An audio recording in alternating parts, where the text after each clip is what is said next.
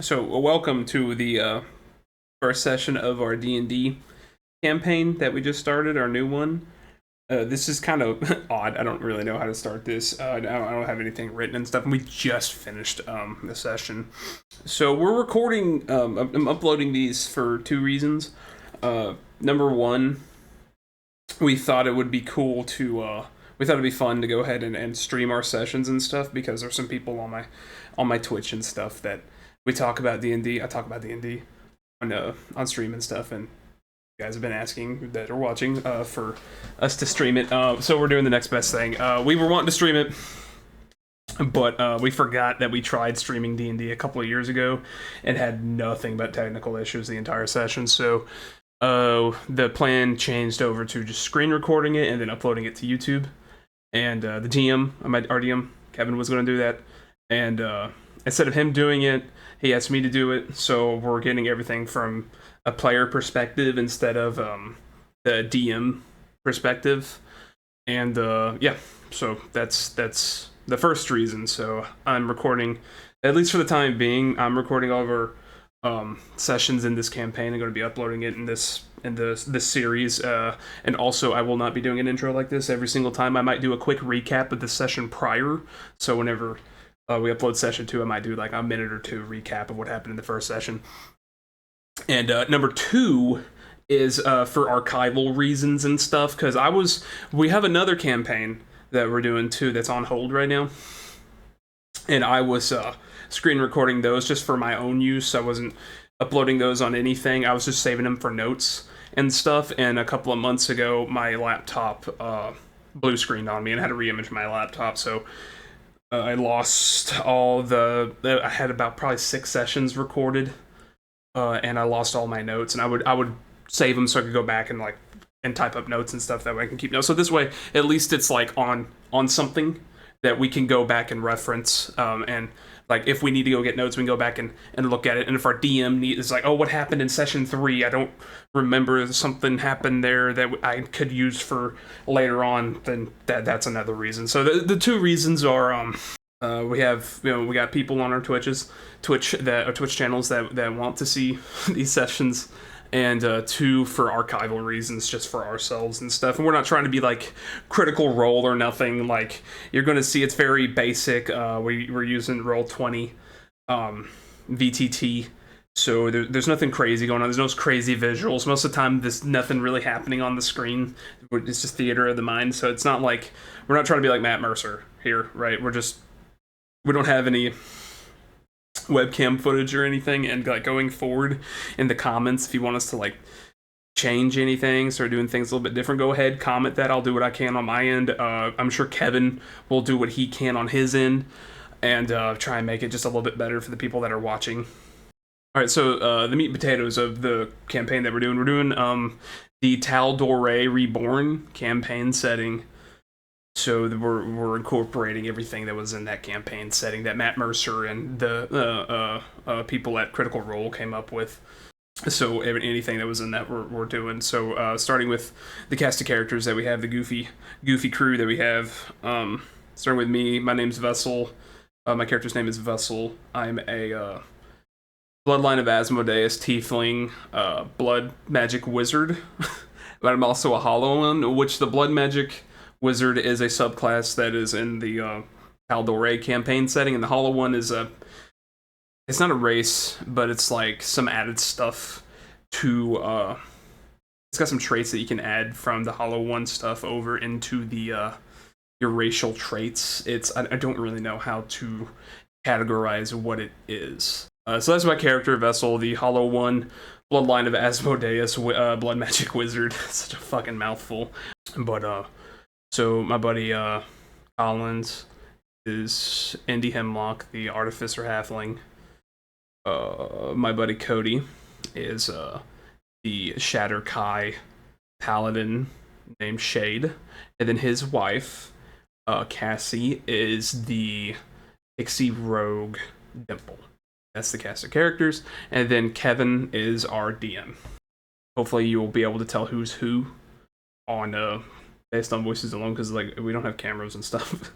we didn't activate web cameras inside of Roll20, so if that's something like y'all want to do going forward, like I don't know if everyone will. I'll do it. I'll activate my camera for the next session if that's what people want. But I like seeing the character art, which is why I didn't activate mine. So yeah, this is session 1 of our campaign. The way the video is going to be laid out is just like it's gonna be like 10 minutes of like pre-session, just like chit chat. I don't know if like I should cut that out or not. So it's just basically going to be the raw VOD of the entire session with like minor edits here and there, like the nameplates.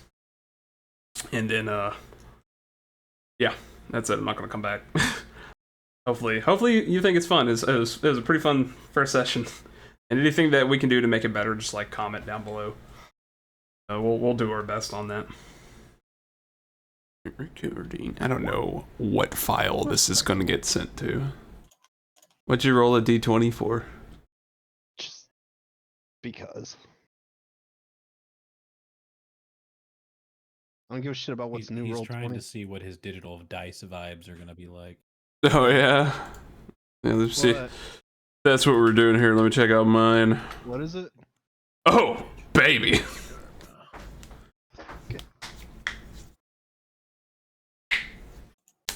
My dice karma ain't gonna be good, so I'm staying away from the railings of the airship. Can't be in the back of the party and be the face at the same time, Higgs. That's not how the world works. I don't know why on earth you think I'm gonna be the face of the party still. Just look how beautiful your character's face is. Yeah, look at how beautiful my character's face is. And also check out my fucking charisma score, bro. You can be a good talker with bad charisma. You just can't really lie or persuade anybody to do anything. You're goddamn right I can't.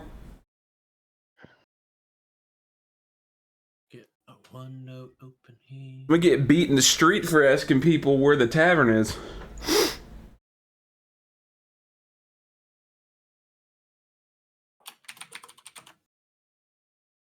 They didn't like your tone. Notes.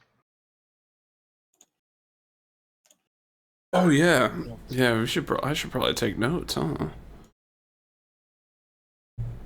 Then part of the way through campaign, you can reimage your computer again.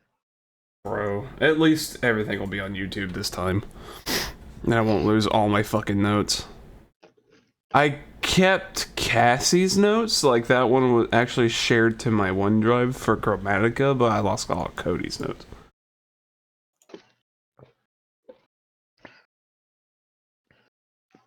I got a Coke with cream, salted caramel, French vanilla, and Irish cream in it.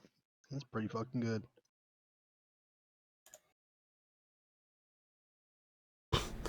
Character art is so adorable, Cassie. Thank you. That is the face of someone who will smile right at you while she stabs you. Oh Something yes. like that. The fuck was that typing? Oh. Words.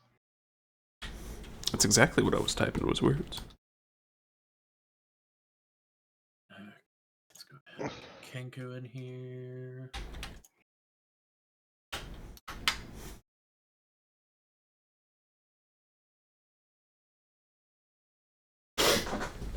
Oh, fuck, what was I doing? Oh.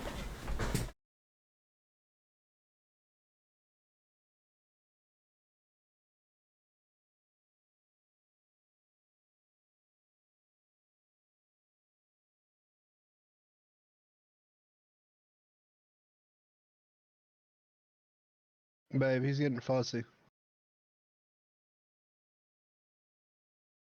I am not. R2.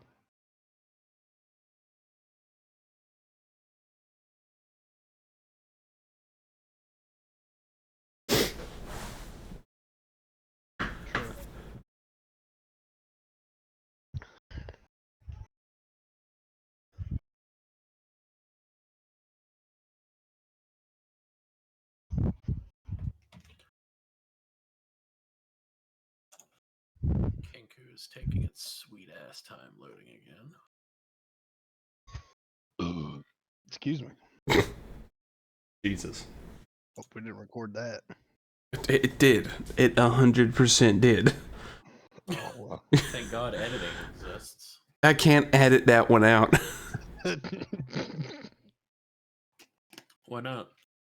Because I'm not going to. It's not you can't, it's you won't. I'm going to deactivate my webcam here instead of just hide.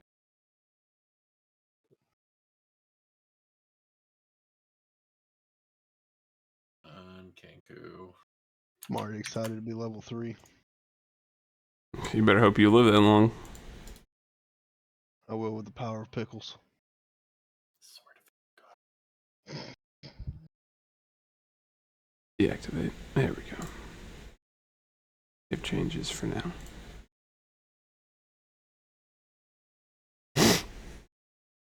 Change my subclass when I hit level 3, become a battlesmith, and get a companion named Pickles. So I swear to God.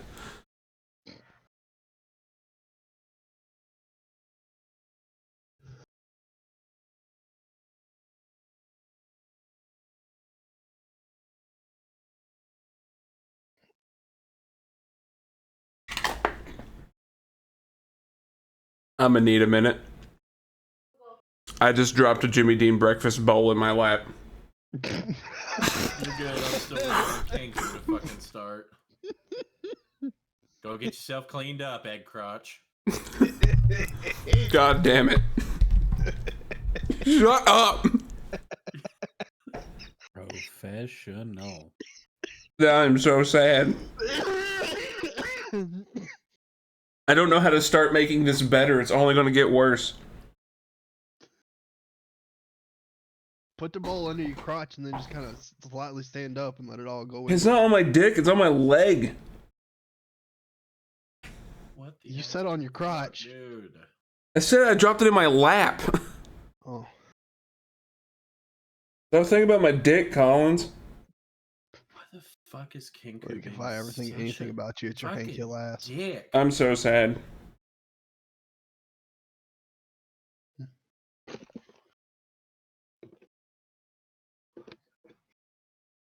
So is that getting edited out, or? Do you need anything, honey?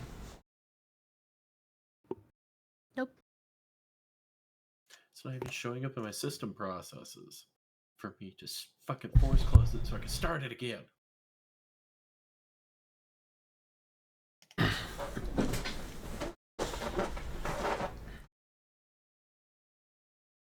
Fucking launch, bitch. It So how was everybody's day? was great up until now.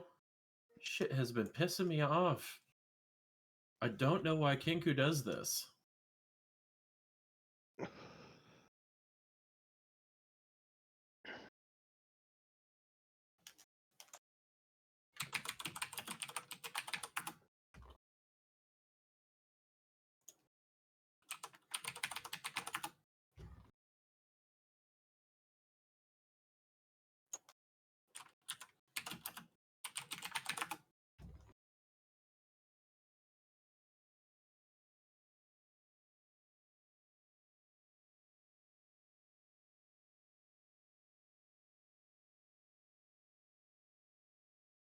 About 5 more minutes of this, and I'm gonna start to get mad.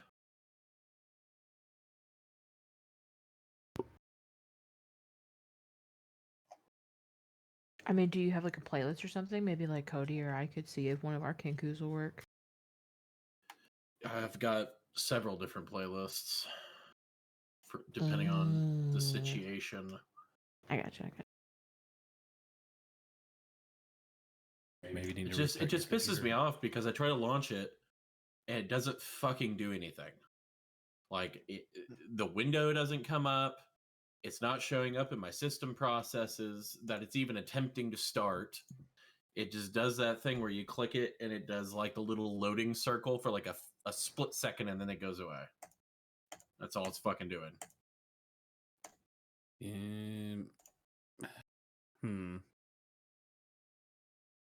It's being a real fucking piece of shit, and it's done this the last 2 times. I have tried to launch it.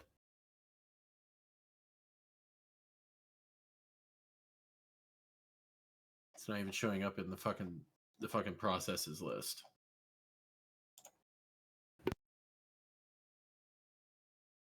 You might need to restart your computer.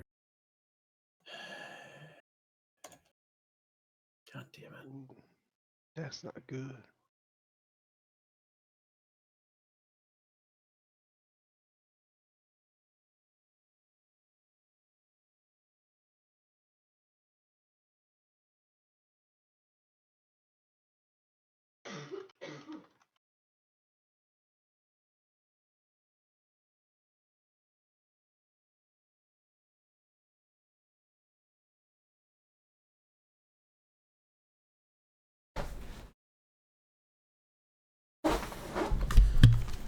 I only got like 2 bites out of that breakfast bowl. Did you get yourself another one? Yes, I heated one up.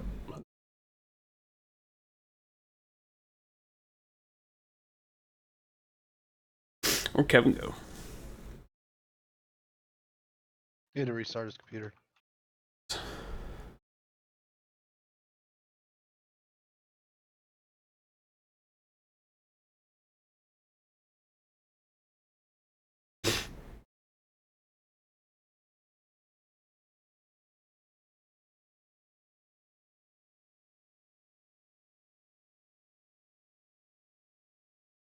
That's better.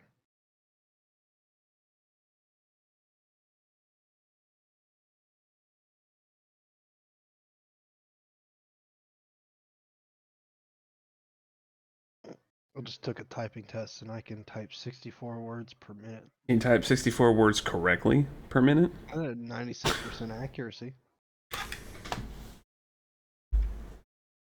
So, I mean,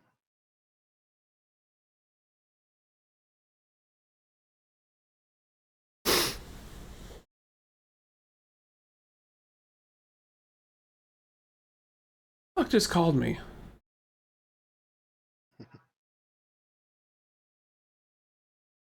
Oh my god, it's getting to 90 tomorrow?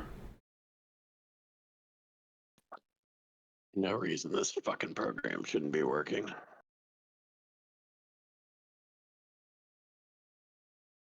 So goddamn annoying.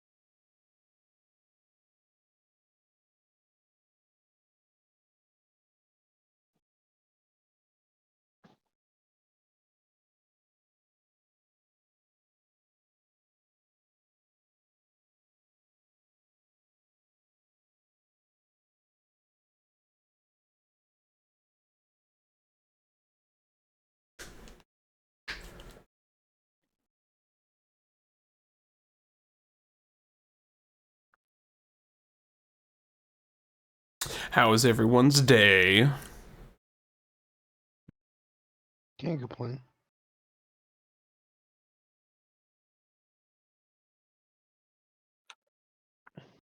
Mine was good. It's good. Mine was also good. I got off work early, so that was nice. Hell yeah. yeah. Right.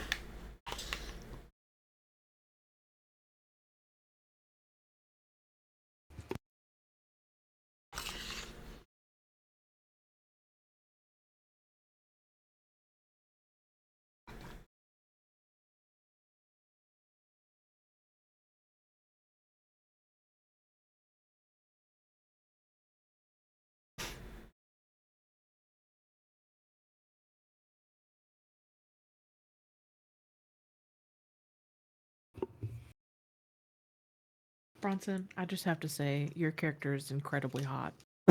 Wait till I start talking with that 6 charisma. He's very attractive. It's alright, Cody. I think your character's really hot. He just irradiates sheer.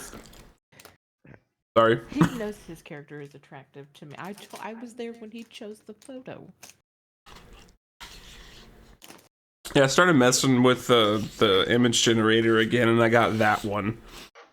I didn't know This we were goes going to for like show. this smoldering sexy look thing. I didn't know we were going for it either. It just happened. I mean, I think I've said this to you guys before, but I just love that it's like 2 like shadow characters and then sunshine. Yeah, like that's the thing is like we typed in what our characters were, and this is what we got. You typed in what your character was, and that's what you got. So the picture matches the personality. Yeah, I don't know what to Yeah, tell you, Collins. It's 2 sunshine beams and 2 doom and glooms. I still think I should have took the one with the arm cannon and the bird. You should, dude. You should see, because I also made like what my terrifying presence is too, or unsettling presence is. See that, Cassie. It is nightmarish. I just can't wait for your character to try to talk to somebody and he gets thrown in jail. What image generator did you guys use? Bing. I did not use Bing. I used a random website. I tried to use Bing and Bing. Yeah, Bing was down that day you were trying to use it. Yeah, and I had to get a. Kevin was kind of wanting a picture that day. You got that one not on Bing. Pretty solid. I tried to look up I tried to find a character and I just couldn't. And so that's why Bronson was like, why don't you try Bing?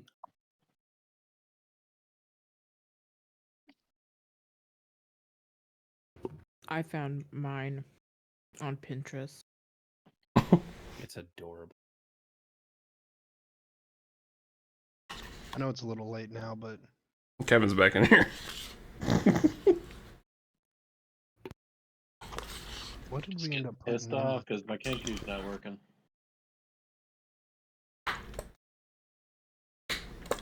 Or it's not working like it should.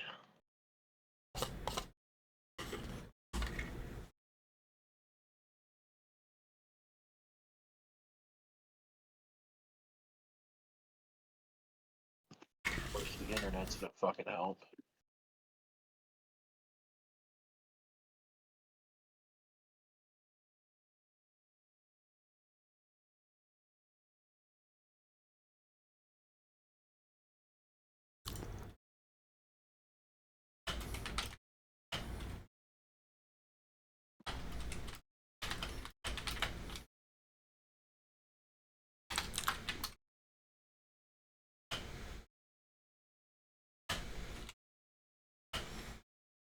Let me get back into Discord. Let's do it without fucking music, I guess.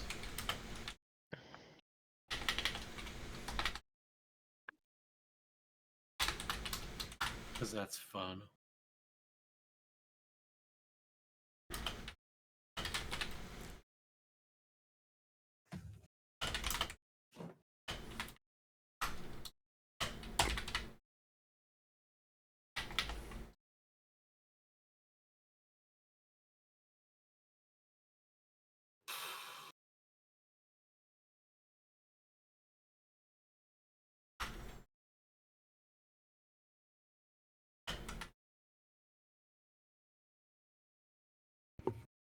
Do you want Cody or I to put ours in here and just like play some Yeah, live music? I can tell you what the playlists are. Okay. Cody, do you want to do it or not me to? You go ahead. You're a good DJ. Hold on, DJ, Spotify real quick so I turn it can point you to the right playlists. Let me shovel the rest of this loaded potato bullshit in my mouth. Now, Put don't that put in it in your your mouth, lap. don't put- No, it's almost gone. It's not going to my lap this time.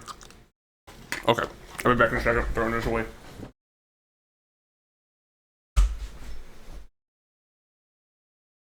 Let's see.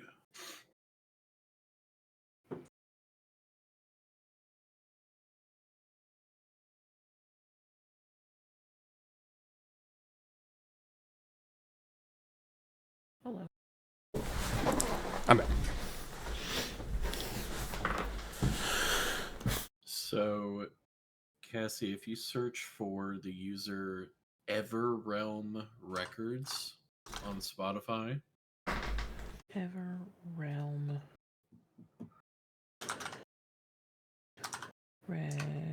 Records. Is Everrealm? one word. Got it. There you There's- are. Yeah, there should be like 4 D&D playlists.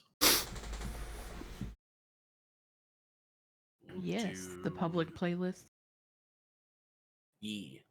Okay. Should be one called D&D with like a map next to it. It says travel and exploration. D&D. D&D.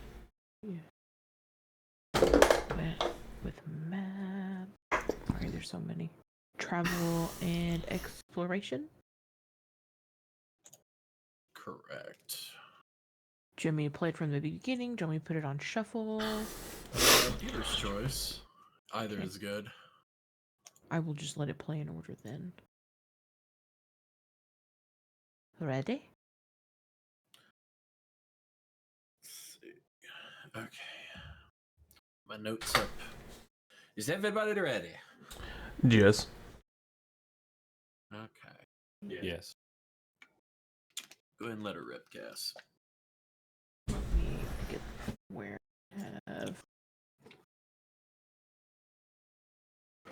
I have Kinku on. And try that again. There we go. What spells do I have again? Can everybody hear it? Yes. I can anyway. I cannot for some reason. You might have to turn it up a little bit. I had to. Well, it looks like it's deafened for me. My bad, my bad. There it goes. I'm so sorry. I was like, oh, I should probably mute it on my computer, and then I muted it for everyone. Sorry. My bad. Okay. Set that about right there. Excuse me. The year is 544 PD. Post-divergence. Lands of Tal'Dorei have begun to recover from the scattered war, a decades-long conflict that spanned the Cliffkeep Mountains and parts of the verdant expanse. King Warren Drassig led a campaign of ruthless psychological warfare against the warring human colonies, seeding spies throughout them that slowly turned the people against their leaders, destroying them from the inside out. By the time Drassig's armies reached their targets, they were already poised to fall. 9 years into the war, Warren Drassig was assassinated at Torthill, an abandoned village in Guisar's heartlands that was said to be a safe haven for fugitives of the war. The king and his soldiers fell upon the village, seeking survivors to slaughter. As he stood in the village square with his men, he was filled by a rain of arrows that darkened the sky. The wood elves, led by the sorceress Yenlara Alderreath, had banded together with the rebellious humans of the scattered colonies, and together they felled their mutual foe. After his death, Warren Drasig was succeeded by his eldest son, Neminar. Lacking his father's taste for brute force tactics and psychological warfare, Neminar favored more sinister powers.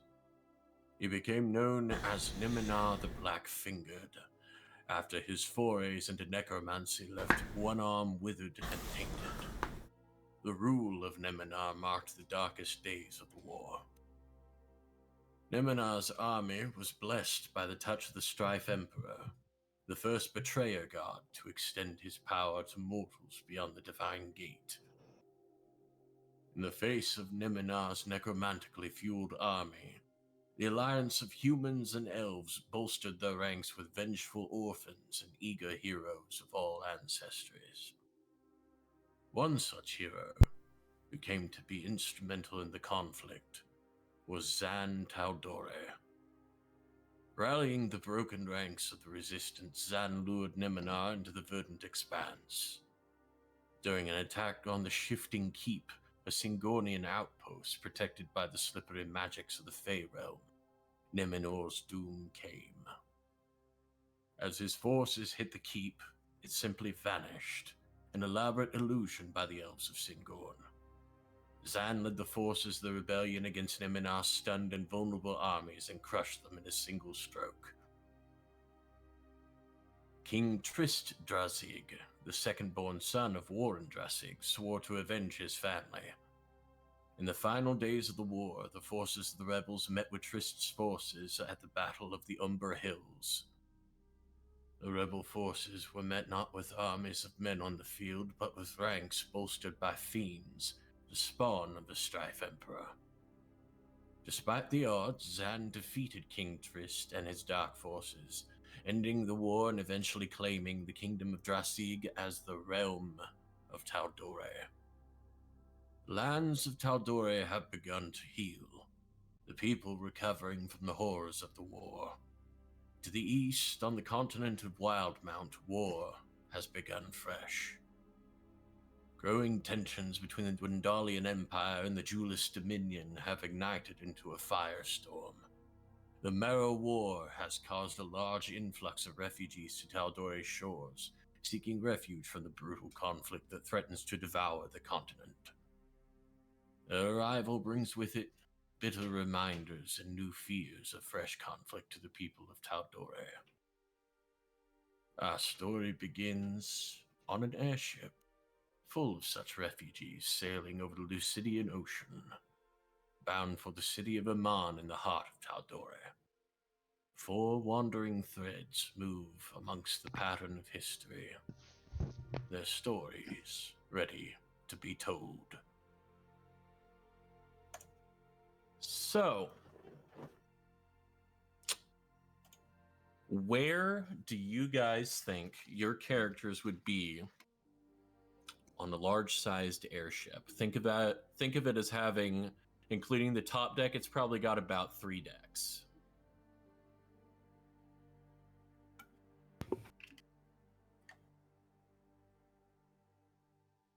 Probably depends on the time of day. It's probably late morning. I definitely think Dimple would probably be like on the deck. She definitely likes being outside. Okay, so she's topside. Yeah. Okay.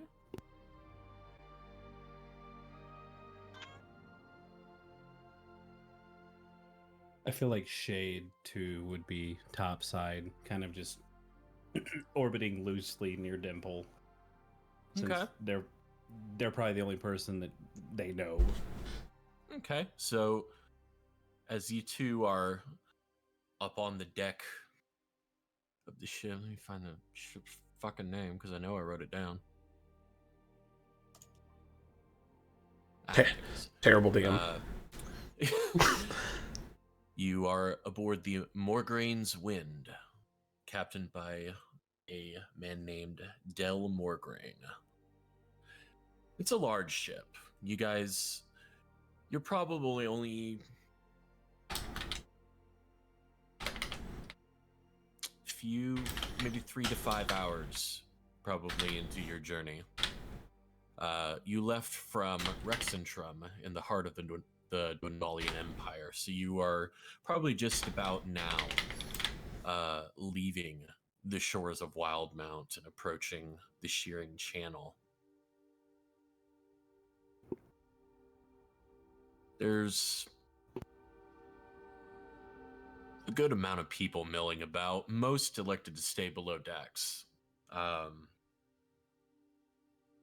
lot of families, but just as many people wandering around solo.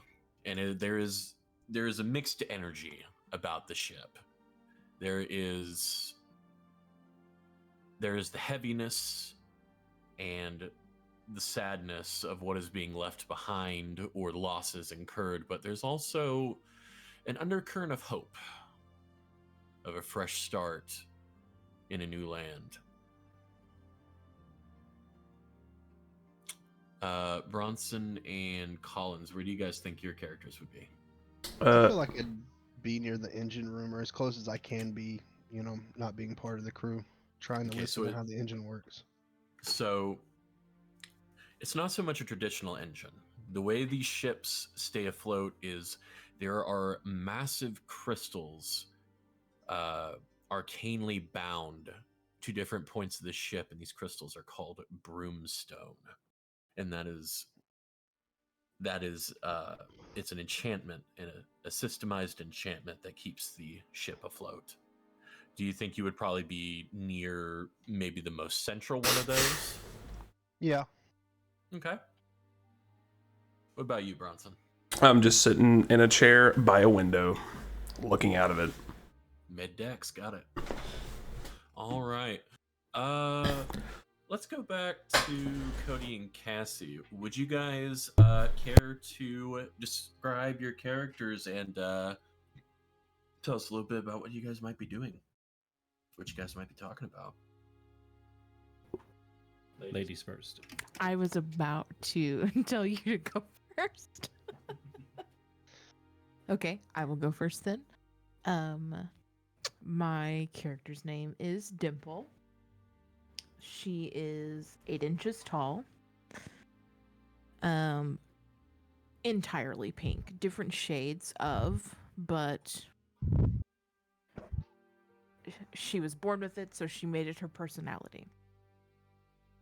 Her hair's pink, her skin's pink, wings are pink, her dress is pink, and her dress, it kind of looks like a lily. Like she could lay a certain way and look like a flower and no one would notice her. She looks honestly quite friendly. She has like a little what looks like a magical wand that she seems to always keep on her person. Definitely an interesting character. And probably at this time, she's probably sitting on Shade's shoulder. By contrast, the perch that she sits upon is very tall and a physically fit, that not broad character, and draped in chainmail armor with like some light armor plates around it. Pale skin, completely black eyes, and like dark, like inky black hair with some shine to it, with like ears, with like pale ears poking out through it. He wears a very neutral expression. He's also kind of draped over his chainmail is a dark reddish tabard that has a hole ripped, like just a big hole ripped in the center of it. And on his back is a shield and what looks to be a weapon of some type. Looks like just the haft of some type of metal weapon. He kind of glances around the deck of the airship, seeing the nervous, but not too much despaired people. Definitely like nervous but relieved to be getting away from the war. And he will kind of glance at Dimple and go, "Is this your first time leaving the continent?" Oh, God, no.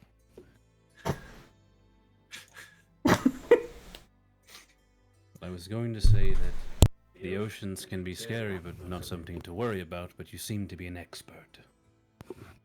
Oh, I ain't worried about anything. Actually, now that you mention it, I am kind of worried about that guy over there. Do you think I could pick his pocket? Oh my god, I fucking love her already.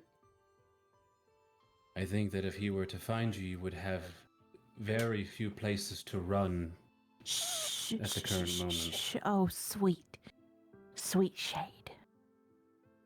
That's assuming he would find me. She kind of like pats his cheek. Please don't get us into trouble on the first day. What are they gonna do? Throw me off? I can fly. I can't.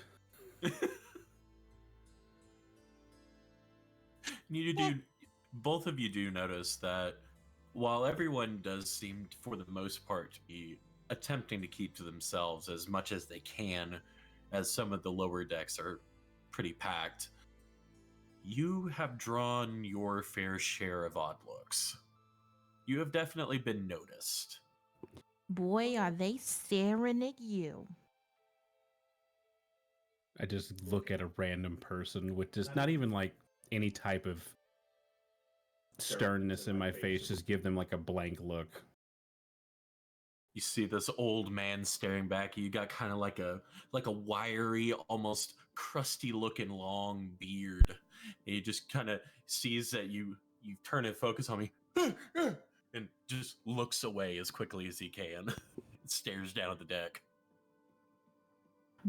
Dimple kind of catches another person staring and she goes, "What are you looking at?"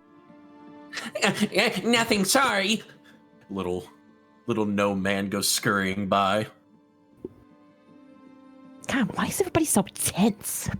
Like we ain't been through nothing like this before. Well, I am a bit of an oddity among these people.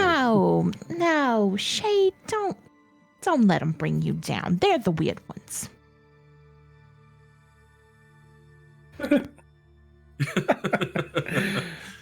And I think that's a perfect... Yeah. Oh, go ahead.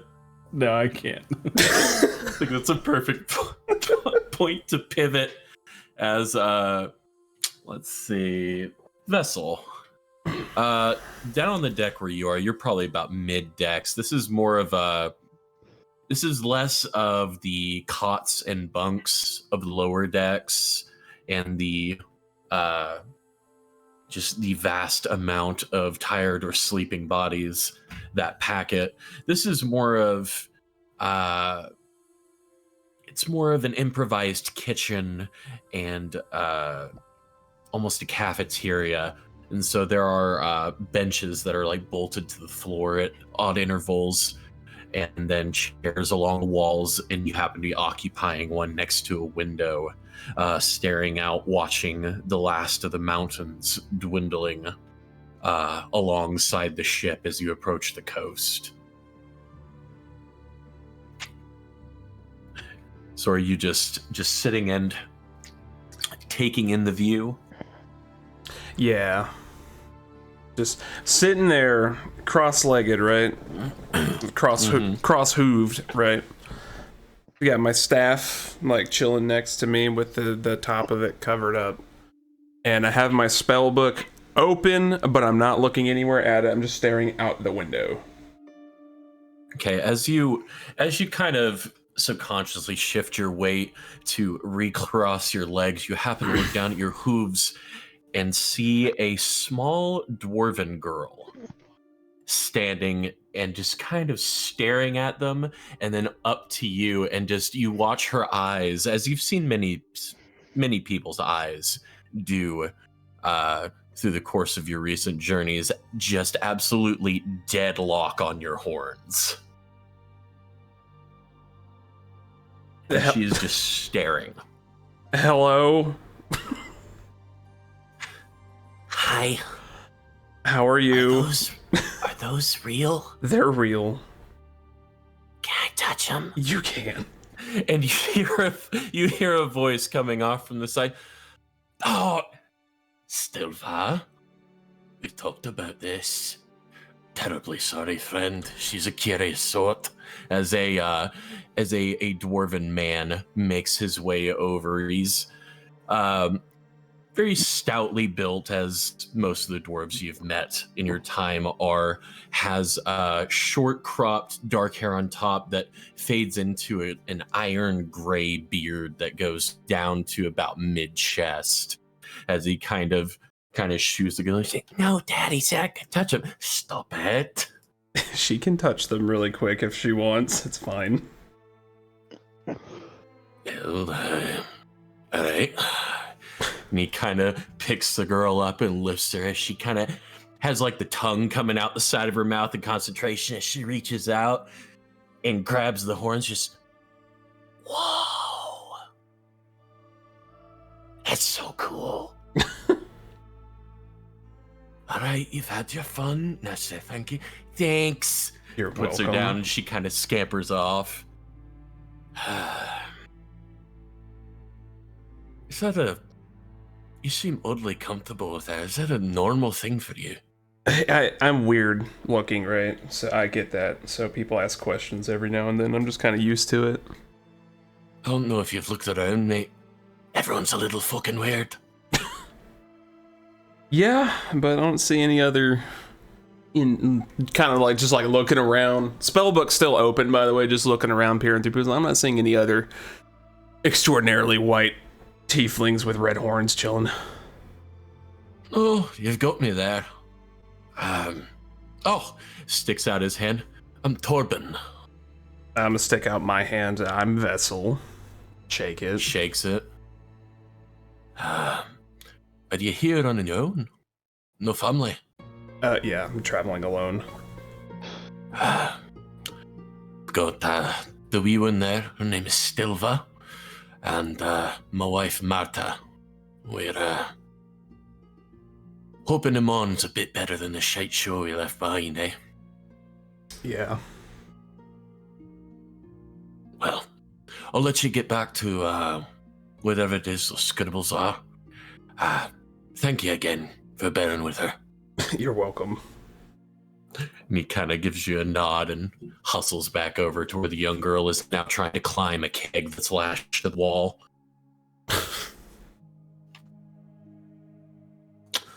All right, so pivoting from there, we go down to the rear of the ship on the bottom floor, past the improvised dormitories, to a small figure standing in front of a very large, glowing cerulean gem, encased in a gold, silver, and copper housing that hums extremely loudly as wild lashes of magic flow from it. And Collins viewed... Oh, I didn't even have you describe your character, Bronson. I'm so sorry. It's okay. Do you want me to do that now? Or do you want me to wait? Absolutely. And then Collins, you will have you describe Indy. Okay, so Vessel is like a 6'1" tall, white, really white tiefling, super skinny. He's got hooves, got cloven hooves instead of feet, and like kind of hairy, like furry legs up to like his mid thigh, and then it turned into normal human people legs. He's got a tail. The tip of it's like a bull's tail, and kind of like medium length white straight hair, red eyes, and red horns, red ram-like horns. Wearing red and white robes with like a kind of like a necklace, big necklace made of roses. Hell yeah, brother. Collins, what you look like? So, Indy is a very small creature. It's about 2'9". It's pretty small. It's pretty short.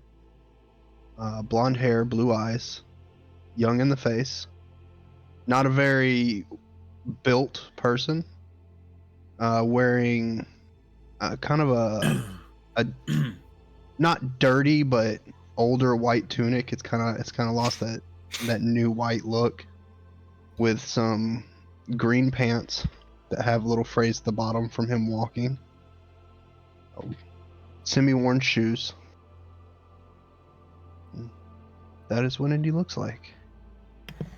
All right. And is Indy doing anything beyond just staring at this gem and wondering at it, or? Indy is kind of frantically patting his pockets, trying to look through his bag to find any kind of scratch parchment or something he can write on and something he can make a mark with. Looking at the ship and going, what design? What intricate mechanics? This is insane. I've never been like something like this before. Are you muttering this to yourself out loud? Yes. Kind of in my own little world, just in awe of what's going on around me and how this giant ship is staying afloat.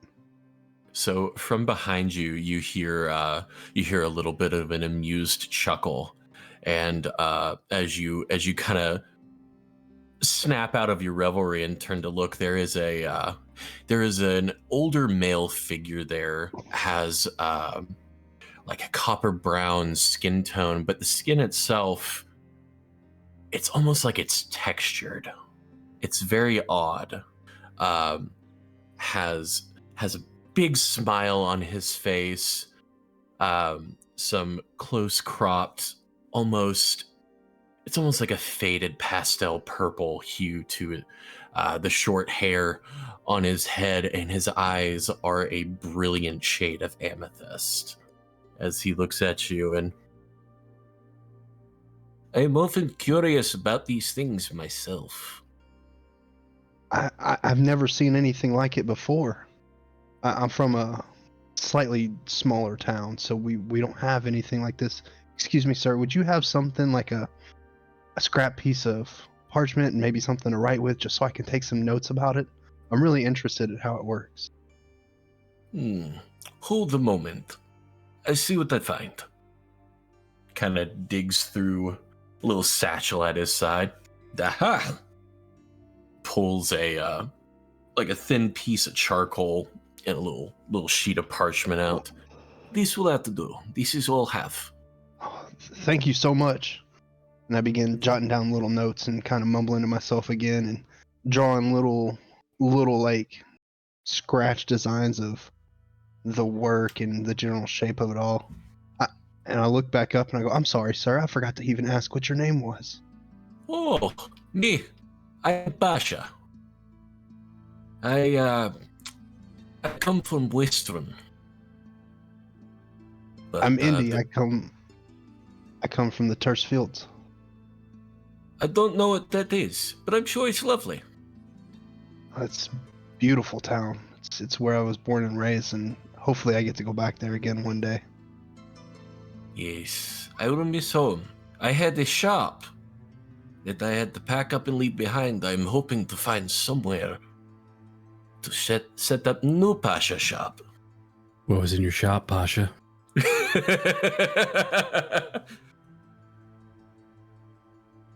I look at him and go, I worked in a shop for a few years. I loved it.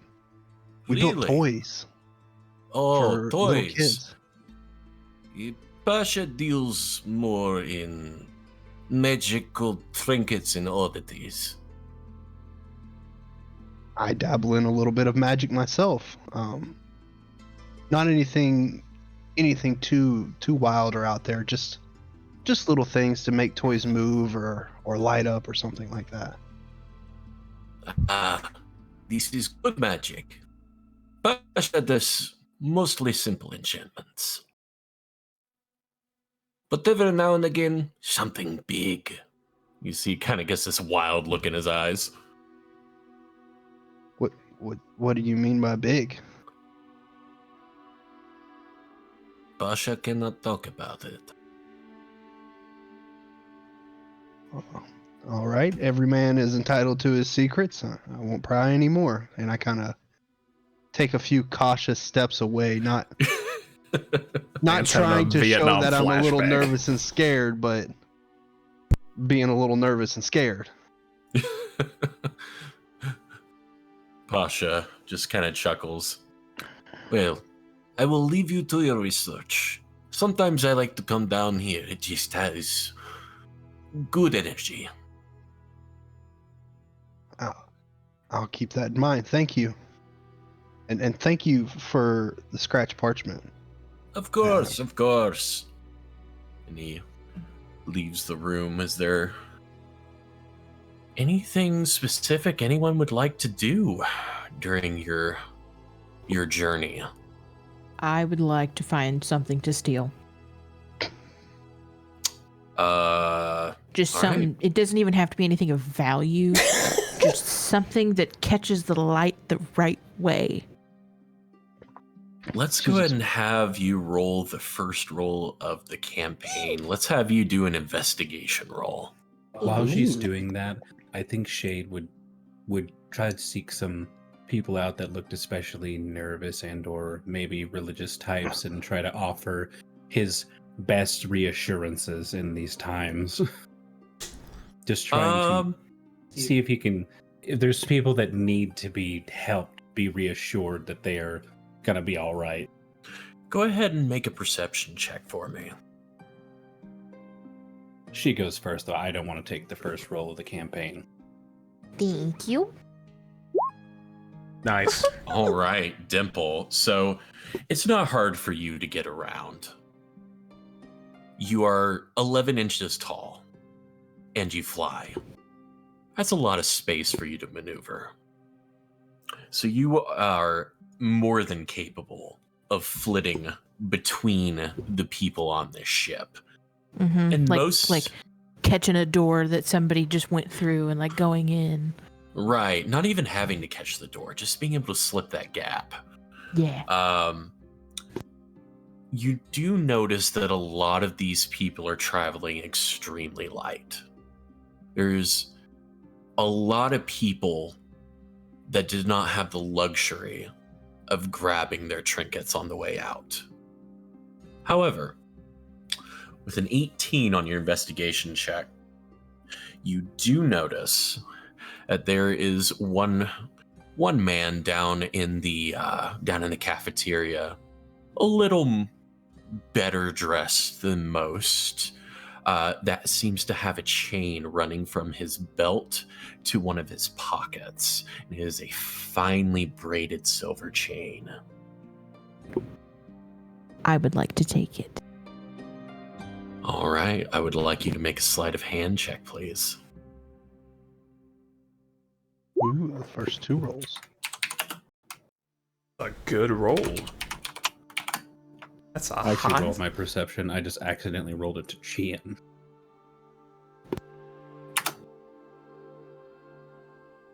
All right, so you reach your nimble little pixie fingers for this chain, and this chain for you is more like a rope, almost like a mooring rope, like the ropes that hold some of the excess rigging or lashing on this ship. And you begin to test its weight ever so slightly here or there, finding the sweet spot to get the best amount of leverage. And you begin to slowly float up into the air, your wings straining with the new weight, as first you get one end of the chain, which was a clip attached to the front of his belt, and then begin lifting out the other. And I need you to make a strength check for me. Let's say a strength saving throw. It's the same thing. Come on, baby. Oh no! Man, those rolls just failed you at the end. So you were so entranced by the chain, you didn't even think about what it might be connected to, as a gorgeous chased silver pocket watch comes up out of the pocket, and then clearing the support of that, goes straight to the floor. It Did he impacts notice? with a thud. It impacts with a thud, and mid-bite, he looks down. And let me... I'm gonna give you one more chance to get out of this. Run away, run away. Let's make me a stealth check to see if you can get foe before this man turns and looks around, because he was pretty distracted by his meal. So I'll give you that. Let's see what let's see what his perception has in store here.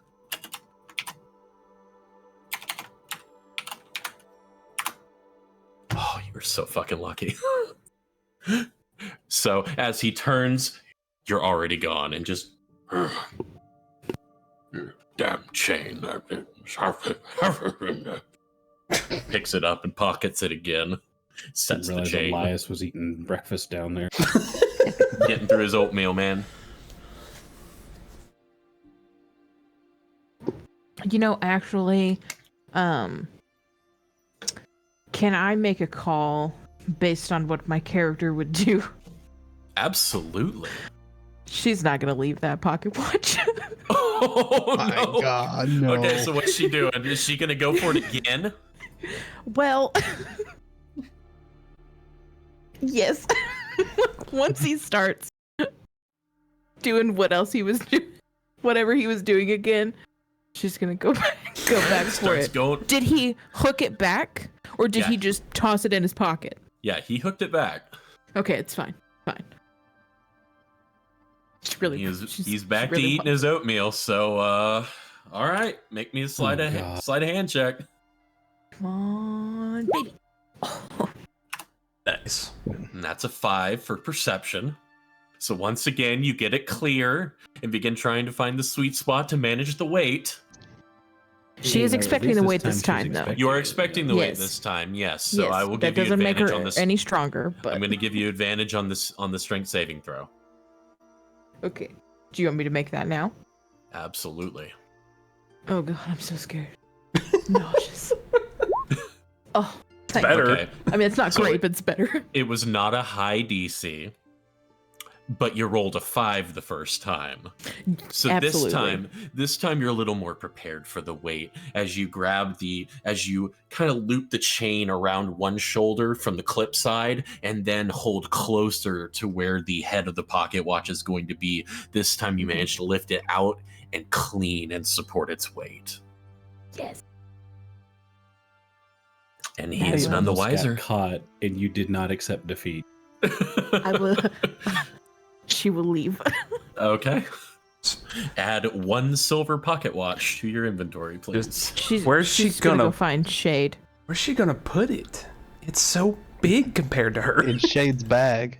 Can she? She's gonna go find Shade. Yeah, go for Once easy enough. she's cleared the room, she kind of like drapes it over her shoulders. We don't have to roleplay it, but did I manage to find anybody with my perception check? You did. We're getting to it.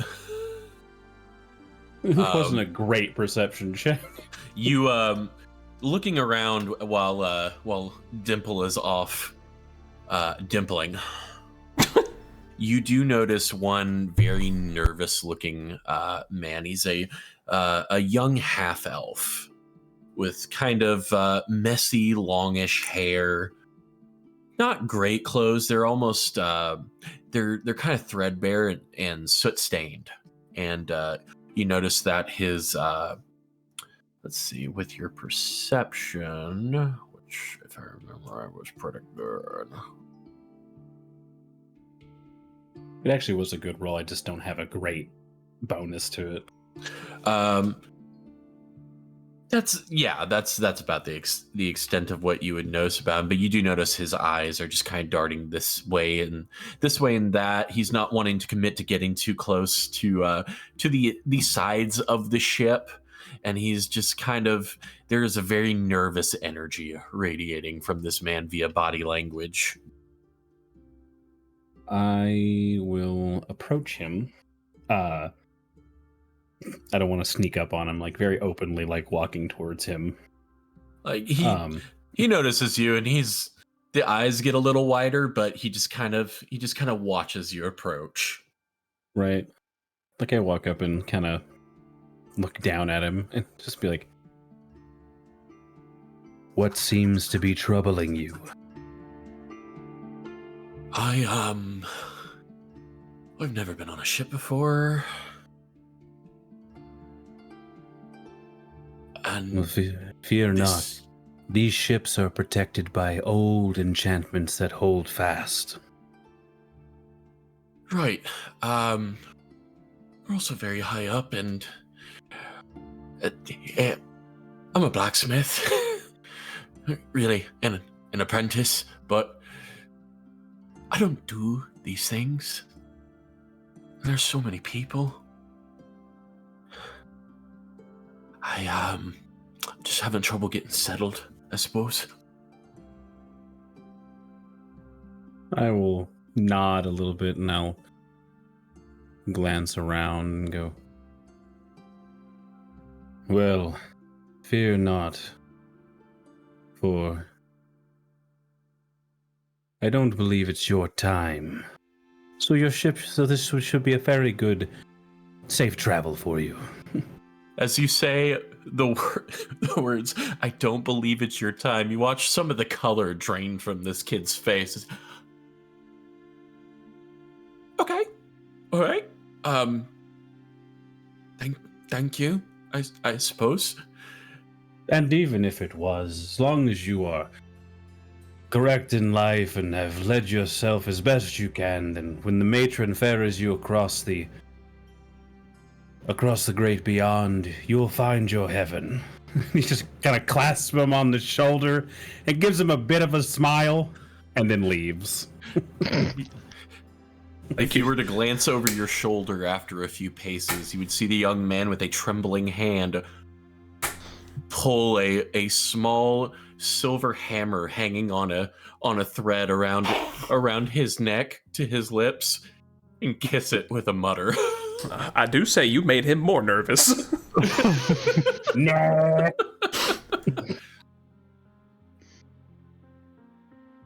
Right, is there anything else anyone would like to do on this first day? I would like to find wherever the mess hall, the bar, wherever food is being served. Okay, cafeteria. Yeah. Down on mid deck where Vessel is hanging out. Staring out a window.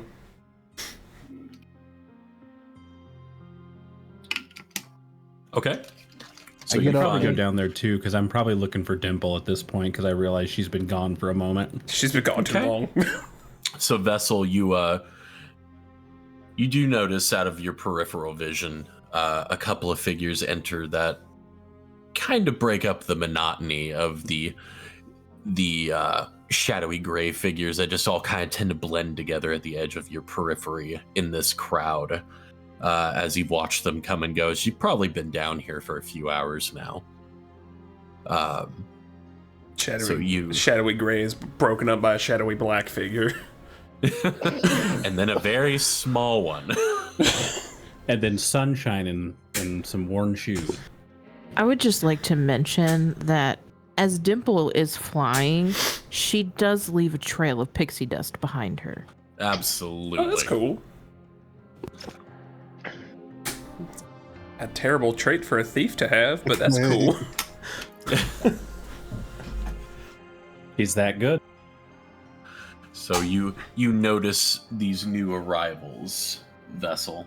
I'm gonna look up and see Shade's down there, right? Like, I don't know his name, obviously, but he's down there.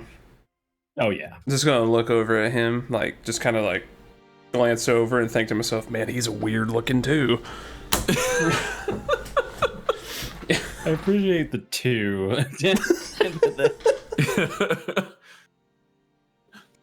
I'm gonna go up to the cafeteria workers and be like, excuse me, do y'all have any pickles?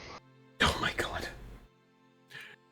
See kind of a rotund man, kind of like halfway through balding. Pulls it out of his Human, pocket. probably early 40s. Pickles? What you want pickles for? Oh, I love pickles. They're one of the few things that remind me of home. So if you have any pickles, I don't even care what kind they are. Could I have some, please? Have to see what we got in our rations. Kind of digs around behind the counter.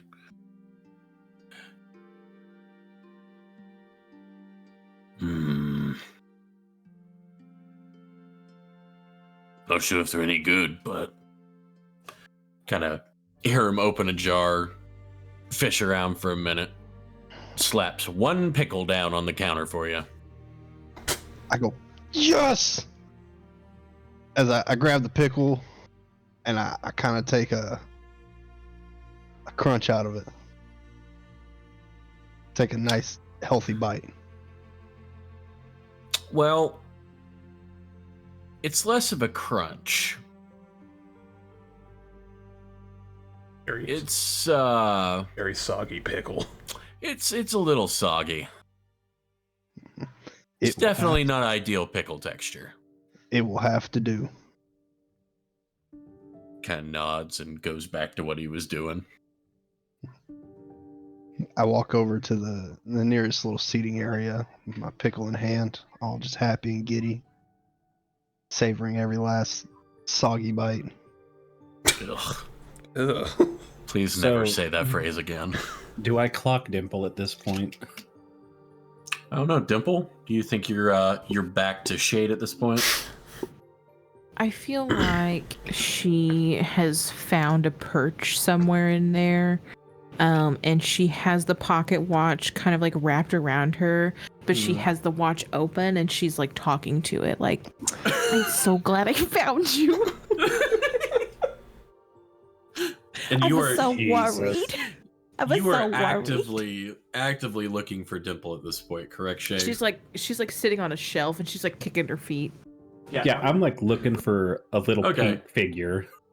I would say that given the fact you kind of know Dimple's modus operandi, and the way she likes to hide, probably take you a couple minutes, but you spot her kicking her feet, giggling to herself.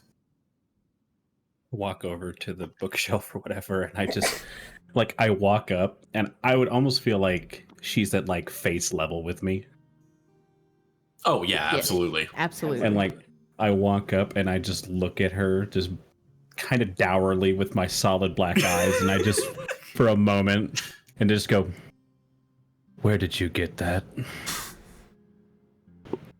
Well, hiya, Shade. Hi. What are you talking about? Well, I was trying my best to calm someone down on the top deck, and I realized I hadn't seen you for a while, and I come down here, and you have another lost article, it would seem. Lost? No. I liberated it. I love that she's It just belongs Arlene with Sorkin me. as a pixie. And what did you liberate it from? Well, I don't know. Some man. He looked well off. He can get another one. Just some This one's mine. I look around and I take off my backpack and I open it up and I go, at least put it in here until we get off of the ship. Oh, you really gonna make me put it up? I just got it. Well, you are free to go in the bag if you would like to play with it, but let's just not do it out where people can see. Yeah, that's a good idea. And she just like hops into the bag. And I close the bag and I put it on my backpack. I love that she is just pixie Arlene Sorkin. Makes me so happy.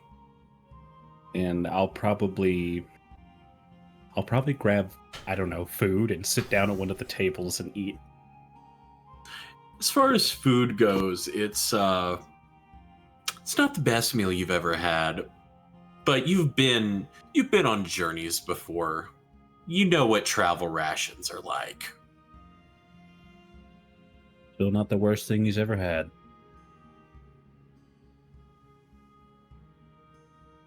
He will eat them happily. Okay.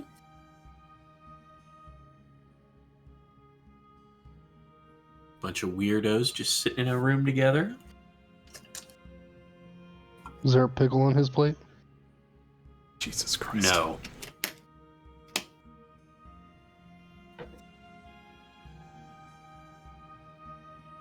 Would I see the little halfling with the sunshine golden hair? Just like a curious child, just like putting his hands on top of the table and peeking up at your plate? Yeah, you fucking would.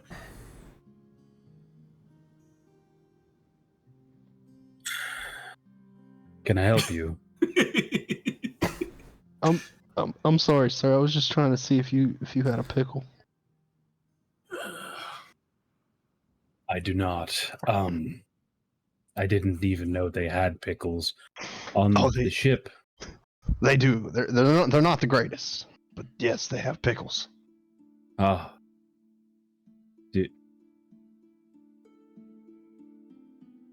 I'll tell you what, my mother makes the best pickles.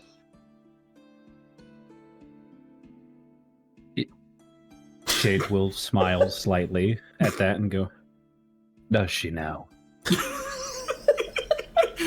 That's real good, buddy. Yeah. Not a condescending smile. If you ever get a chance, you're around Turffield, look up Dandy's Delights, or I think she might have changed the name. Everybody mistaked her for a sweet store. But anyways, you can't miss her. She's got a little cart. She sells pickled items, and her pickles are just the best. Shade kind of nods and goes, I'll have to do that. One moment. And he's going to set his backpack down in like the chair next to him. And he's going to get up and walk over to the cook or whatever. And he's going to like, stare at him with his solid black eyes. And he's going to go, excuse me.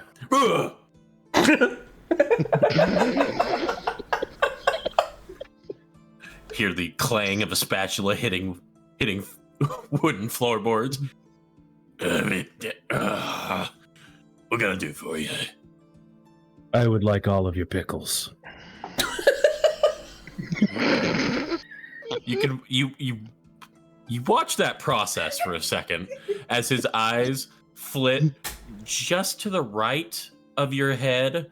You can guess, staring at the young one. I'm just looking oblivious, kind of just tapping my fingers, looking around. Back to you. I hold up my bag of gold and I jingle it ever so gently and I go, I would like all of your pickles.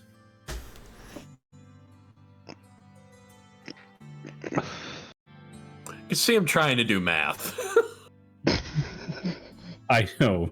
I think about how much a jar of pickles should cost, and I just perfunctorily put a gold that piece down and go, the jar. I want to make sure. And I want change. I don't want a lot of pickles. I want all of your pickles. I don't think you understood all the pickles you have. All I can think of is this cook rubbing his chin, just like moving his finger in the air, trying to do air math. Yeah, so he puts the gold piece down and he goes, and I want change. Picks up the gold. Puts the charred pickles down on the counter. Pockets the gold. See him rummage around in his apron for a minute. And he produces 8 silver. And gives it I back nod to you. to him and I go, blessed be the day that the matron smiles upon you. And walks away. You just hear as you walk away, the pickles? And I sit down. And as I sit down, I take the jar out and I set it down in front of Collins's character. And I go, there. Now you have more things to help you think of your mother. Ooh, the lolly. That's a lot of pickles. And I grab the jar, open it up, and shove my hand in and grab a pickle. I look up at Shade. Shade, I can't remember. Are you wearing armor or are you just in regular clothes? Wearing armor. I look at you with Wearing your... like chainmail armor with like a red tabard over it that's got a big hole torn out of the middle on the chest. I look at your armor, mouth half full of pickles, and be like, if you don't mind, who made your armor? I'm not quite sure, to be honest with you. It was given to me. Well, whoever made it, sir, has got some excellent smithing skills. It has saved my life on more than one occasion, though I would have to agree with you.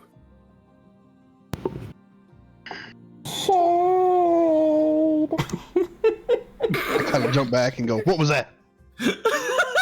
Can I see any of this going on right now? Like, am I just sitting in my seat, spellbook open, looking over at them, like raised eyebrow at what I just saw? All heard it. The muffle. I just the face doesn't change. It's still The that bag pretty almost neutral vibrates face. with it. Shade. It's still pretty neutral faced. If you just a slight furrow to his brow, and he just lifts, he just like unbuckles the clasp on the backpack and opens it up. Oh, here's your backpack talking. Dimple sticks her head out and she goes, "What have you got in there?" I'm not quite sure, honestly. I think some of my rations went bad. Yeah, well, whatever it was, it died yesterday. You should fix that. Anything died in there, that just means that you stuck something alive in it again. I would never. Who's this? Oh, I can't. Hiya, I'm Dimple. I look at her with almost amazement, and I'm like, and I put my jar of pickles down, and I kind of wipe the vinegar off my hands onto my clothes, and I kind of like shakily stick my hand out with my fingers kind of separated and go, I'm Indy. Oh, no, thank you. Not you, honey. Not you. I know, pickles, great for the stomach, not good for the smell. God damn it. Can I, Swear to God. do I see anything shiny on him? Make a perception check. Meanwhile, Vessel's just staring, just thinking, Jesus. Indy, What is happening? what you got on your person that is immediately noticeable? I mean, I keep my woodworking tools on my belt, so maybe like a screwdriver, a little Does he wear a hammer. necklace, a bracelet, a ring? No. He's got Basically, it. all I have, all my tools. Pretty shiny looking chisel in his belt, though. I'm hungry. I'm gonna go get something to eat. Do you want a pickle? Oh, no, thank you. Oh, okay. And she kind of like, she leaves the watch in the bag and she kind of like flies off, but she's like looking over her shoulder. Shay just says as she flitters away, make good choices. The matron's watching. She kind of looks over her shoulder to see if Indy's distracted.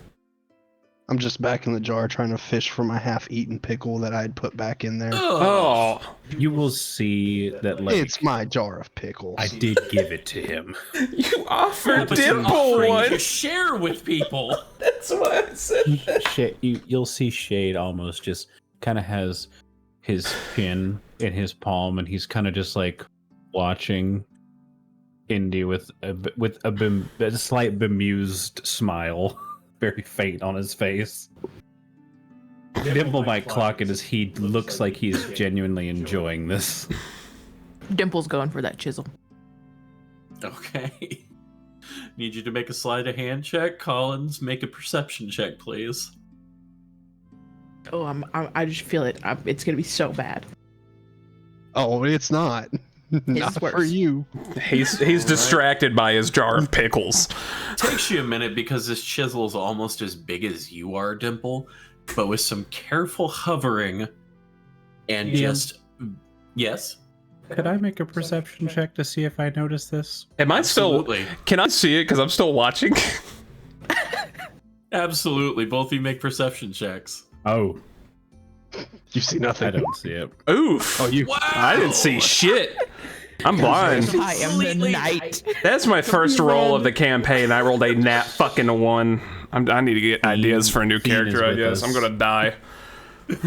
She So- rolled not great, but damn if we With- didn't fail out. With absolute precision, I had an idea I was gonna do. Damn it. you keep rising up into the air as you lightly grab the handle of this chisel and just slowly but surely inch it up and out of the loop, and you are now holding it. Almost on you, it's like you're holding a fireman's pole, like you're hugging onto a fireman's pole. I'm just looking She at is having the Shade. time of her life. I'm just looking over at Shade. You I'm just now like, have you know, Indy's chisel. if we get off here and we see each other again, I would like to make some changes to your armor if that's okay. Some improvements. He looks down at his armor and then looks at you and goes, "Are you traveling by yourself?" Yeah. I don't really have anybody. I mean, my mother's still alive, but my father left me when I was young, so I don't really have anyone. Well, as long as we are going the same way, you can travel with me. Can I ride on I'm your sure- shoulder? No, Oh. but I'm sure Dimple would enjoy it too. My shoulders are spoken for. Would I notice Vessel? Yeah. Notice in what way? Just that he's another oddity amongst the. Oh, 100%. And I'm like watching with intrigue. 100%. So Vessel, from your look, you know, he's chit chatting and then like he's kind of like looks up and just turns and just the solid black eyes just kind of lock with your red ones. You see me like gasp for a second, and I just start looking up and like anywhere else right now.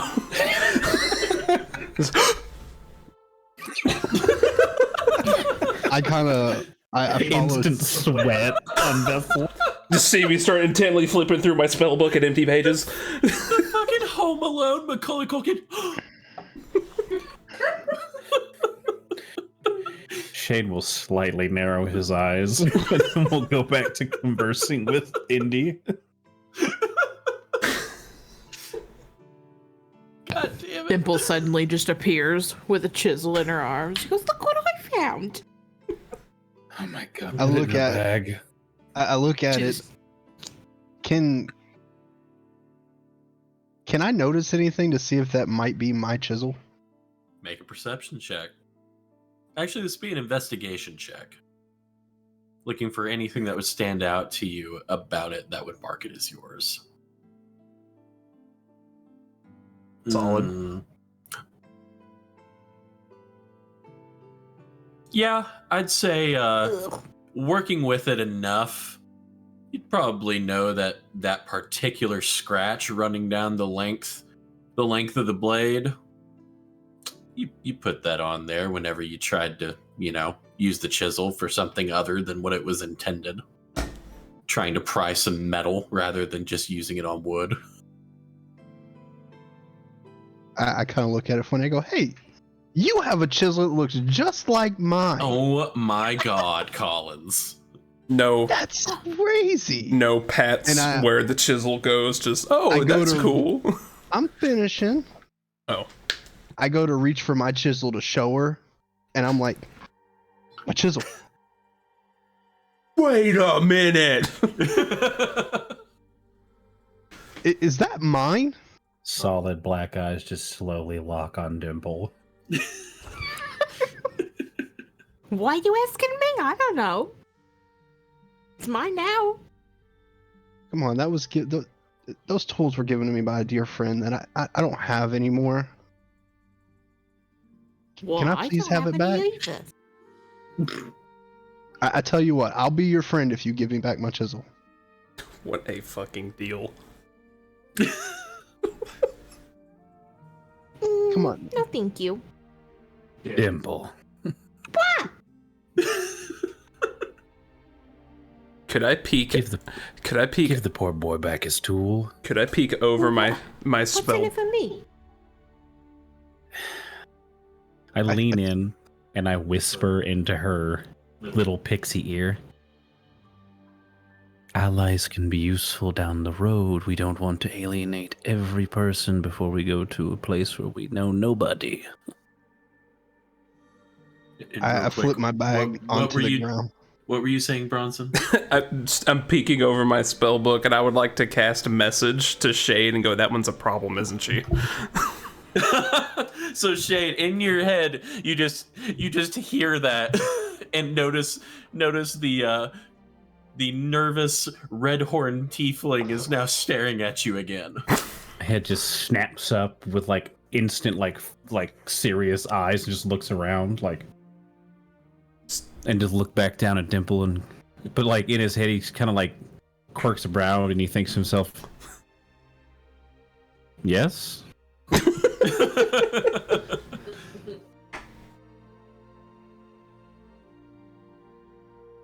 I just look at Dimple and go, Dimple, please, I'll give you a gold piece for it if you'll give it back. I look at Dimple and go, wait, I'll trade you for something. And I flip through my bag and I grab my coin purse and I pull it open and I grab a gold piece and I go, watch.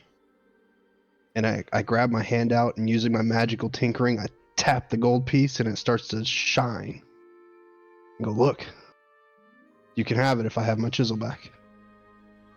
Her eyes go wide. Wow! Give me that. So my chisel. what essentially did you imbue the coin with? So artificers have a class feat at level 1 called magical tinkering, Level 5. where I can, if I have artisan tools in my hand, like my hammer, Mm-hmm. I can tap a mundane object and I can either make it shed a bright light for a 5-foot radius and a dim light for additional 5 feet. I can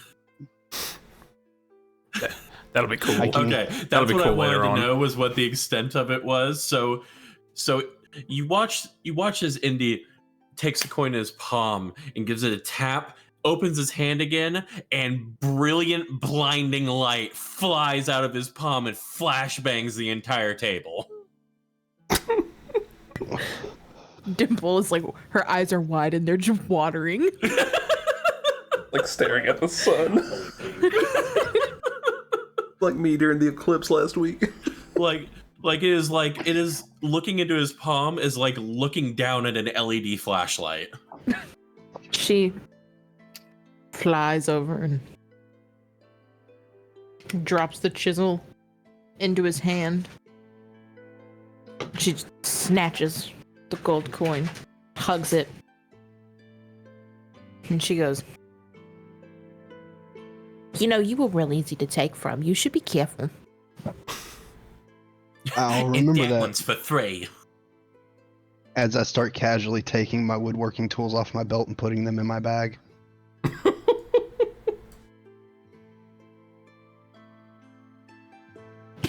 She goes, it's on Shade's shoulder and goes, "Look at this!" Shade is just like turning his face, going, "Please, God." It's very bright, Dimple. How are you able to look at it?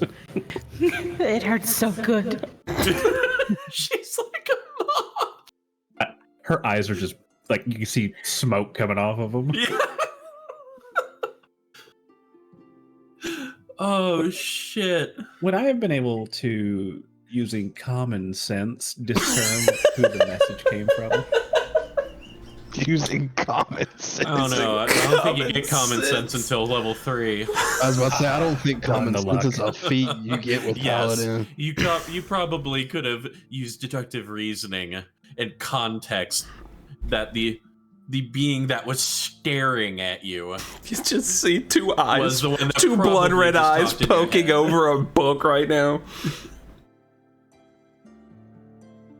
You know, his eyes just turn and look at you again.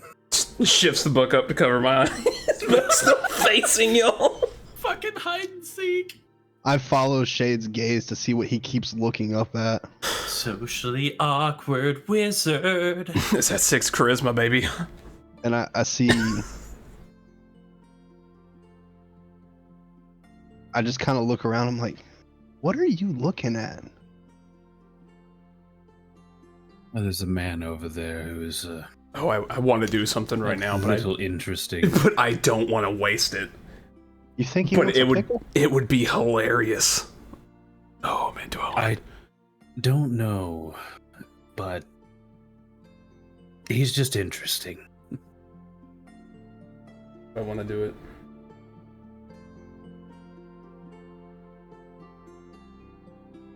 I mean, you do whatever you want to do. It would be fucking hilarious. It's your game, baby. It would be really funny. I'm not gonna do it. I don't think my character would do it.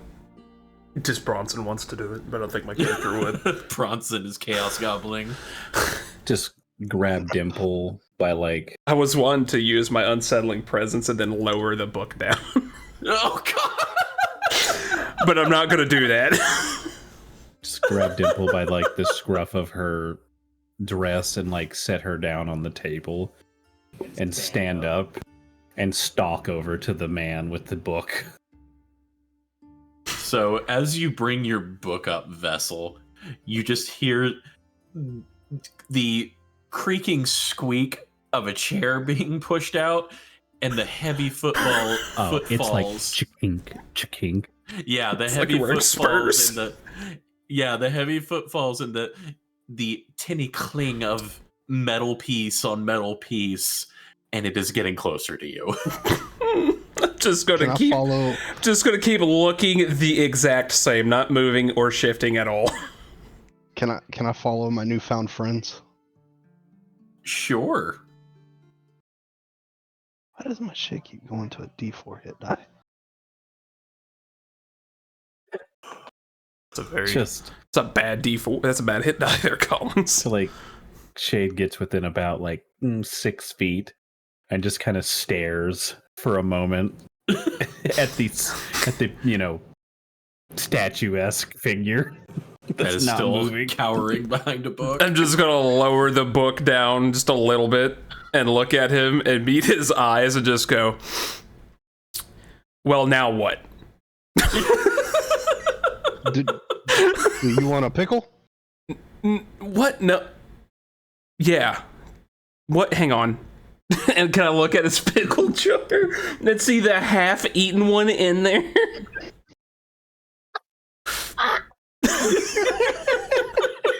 I hold it out with a big old grin on my hand, finding another pickle You have a enthusiast. grin on your hand? Are you 7? Like, how old is your character? He's 23, but he hasn't really God had damn. many friends. He's had one friend. Well, we see what happened to them. Can I Oh, see the God. half-eaten pickle that's floating around in that jar? Oh, yeah! Oh. I mean, at this Absolutely. point, I feel like I should just retcon that I took Dimple off my shoulder and she's just sitting on it with the glowing gold coin. Fuck it. I don't want a pickle, sir. Oh, okay. Pass for now. I've never heard that phrase said with such fear.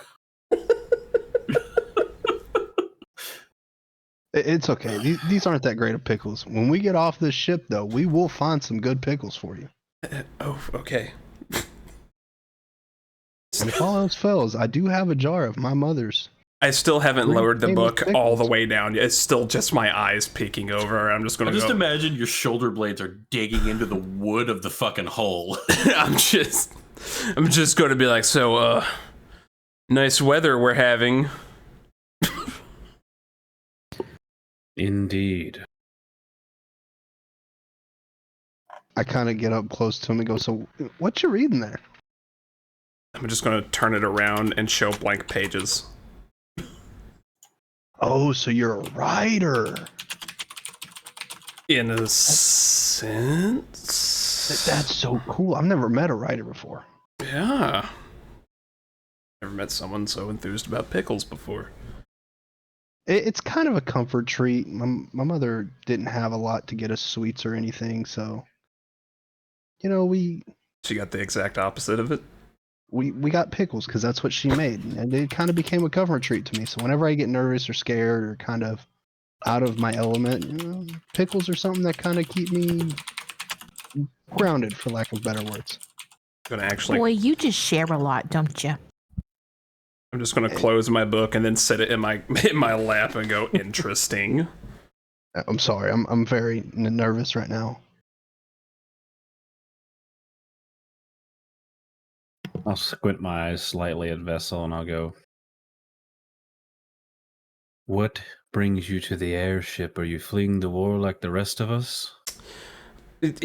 Not in the way everyone else is. I went to Wildmount to learn something. And did you know there's a war going on? Because I sure as hell didn't. So I soon as I got to Wildmount, I had to leave. That is most unfortunate. Hopefully the war doesn't last too long and you're able to go back and seek out whatever it is you were looking for. Where do you hail from? Here, hang on. I don't know if I put that. Oh, yeah, that's right. I don't really know.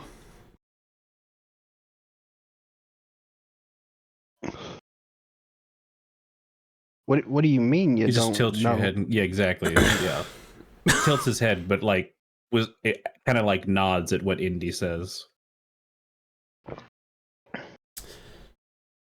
I lost my memory, so I'm trying to find it. Oh, Just- you're an amnesiac. Yeah. Did the music stop for anyone else? Yeah. Yes, I think so. It looks like it got deafened again. At least for me. Still. Hey. Maybe.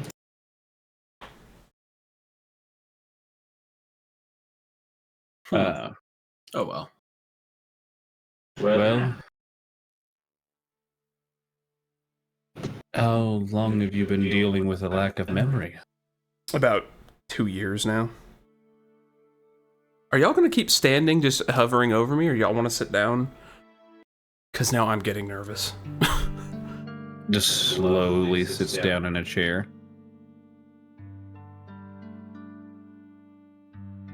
I'm gonna. Dimple I'm gonna kind of like stand. leans into Shade's ear and she goes, "Are we gonna invite him?"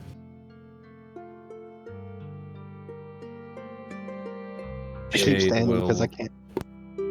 Go ahead. Like whisper, kind of mumble back to her. I'm uncertain yet, but he seems like he might be a magical practitioner, and that could be a strong ally, even if he can't remember his history. She kind of she tucks her shiny, very shiny coin into his backpack. Crosses her arms. You can see now, even with the class closed, there's just a little bit of underlight. Crosses her arms and stares at him.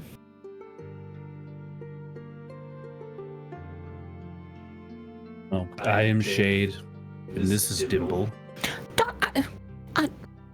I don't need you to speak for me. I am Vess. Introduce yourself. Well, you go again. You gotta ruin the flow. Wait, I'll go first. Okay. She stands up on his shoulder. And she goes, hands on her hips. She just says, "Hi, I'm Dimple." No, you. She whacks him on the side of the head. Just I backhands am him. Shade. I'm Vessel. Huh? If you're gonna travel with us, you have to donate something. I just look at Dimple. What do you expect me to donate, and also why would I travel with you? Well, something shiny. So I don't have anything shiny. Well, that's certainly not true. He, and she points to Indy, he made something. Yeah, I made something. I can make you something. Like Don't what? help him. Well, do you have an object? Have a Something staff that you. and a book. Got a necklace, a ring, Nope. bracelet. Nope. I got these flowers. Are they real flowers? They are real flowers. Do you replace them every day or something? I replace them when I can. So they just die? Yeah. Yeah, they do. Got any earrings? No. I have no jewelry. I got. At I this don't. point, all I Shade's have just is got a parchment 1,000-yard and. stare. I just. Where's I have a bottle of ink. I got a pen, an ink pen. I got some A parchment. pen? What kind of pen? It's an ink pen to write Let me see with. it. It's got one of those feather things. It's a pen, not a quill. Let me see it. I'd have to get it out of my bag. Get it out of your bag. I don't want your to. I don't like him. That little one, you're making me uncomfortable. Why? I don't Listen, everybody else did it. I don't like all these questions. To be fair, Are you actually I only did it. hyperventilating? Yes. I only did it because you made me do it. And you did it very well. And now you have a jar of pickles. It's that easy. I had the jar of pickles before I gave you the gold piece. Shh.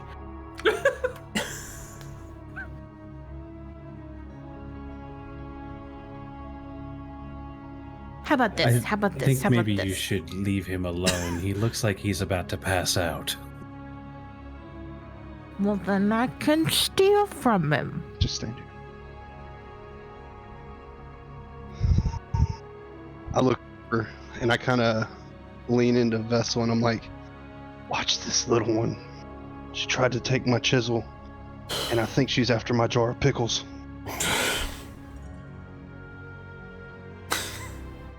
What a shame that would be if she stole them.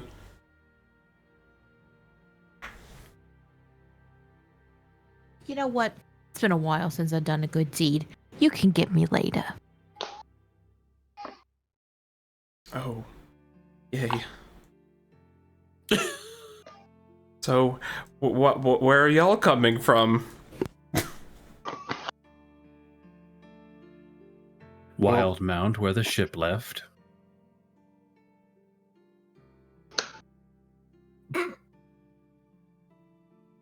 So anyway, when we get Awkwardly there, shift in the seat.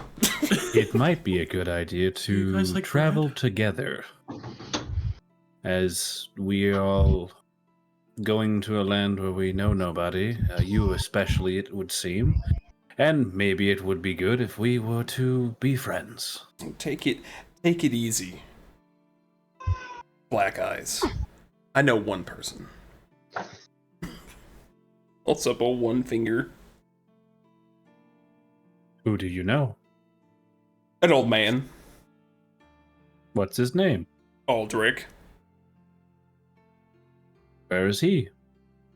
At the base of Gat Shadow Mountain. Would I know what Gat Shadow is, DM? Make a history check.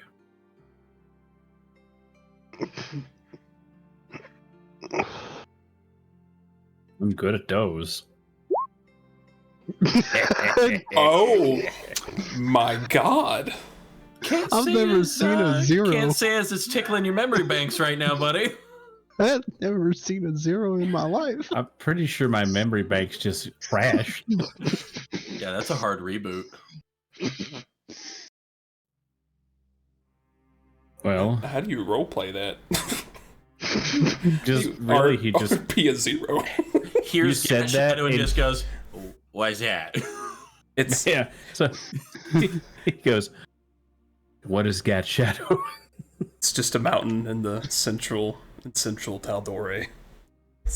Oh, Nothing special. It's just a mountain. And zero, bro. I can't wait till I So start is rolling this- charisma checks. I get -1. I is will this say Aldrich? this, Bronson, you make me a history check because you spent some time with Aldrich in that area, and you may have heard a bit about the mountain. Hey. Okay, the 15. So, Gat Shadow is itself surrounded by all kinds of stories. Gat Shadow was the known lair of a necromancer about 100 years ago who did some very terrible things in the area around Western before his lair was overrun and he was ultimately killed. Didn't get a whole lot of specifics because it's one of those things that everyone has a different iteration of the story. So you really only know what Aldrich told you. And it was really mostly basics. Just the broad strokes. Could I relay? But you know that it has a reputation. Could I relay that information to him? Absolutely. Okay, I do that. I just don't want to say it twice because you said it. I don't want to just re-say what you just said. I frown at the term necromancer and just, I see. Well, still, when we land, will your friend Aldrich be there? He should, unless he's getting some herbs. He's a herbalist. Should be there. We parted ways whenever I went to Wild Mountains, and so he's not going to expect me to return so quick. Well, if you need accompaniment, you are more than welcome to join us when we get there, as we don't wish to travel alone. But I'm not going to force you. It probably would be the smart thing to do, because I have no idea where anything is.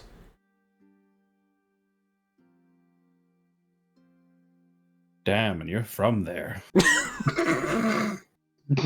I might be. Shade just kind of like takes him and like, ugh, like, what a phrase. He goes, well, all right then.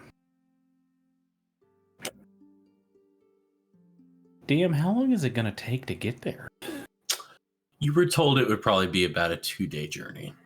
This is- okay. This is Because day one. you're leaving from the western side of Wildmount all the way to the western coast of Tal'Dorei to get to Amon. Such a fucking long flight. Now we're in for it. Oh.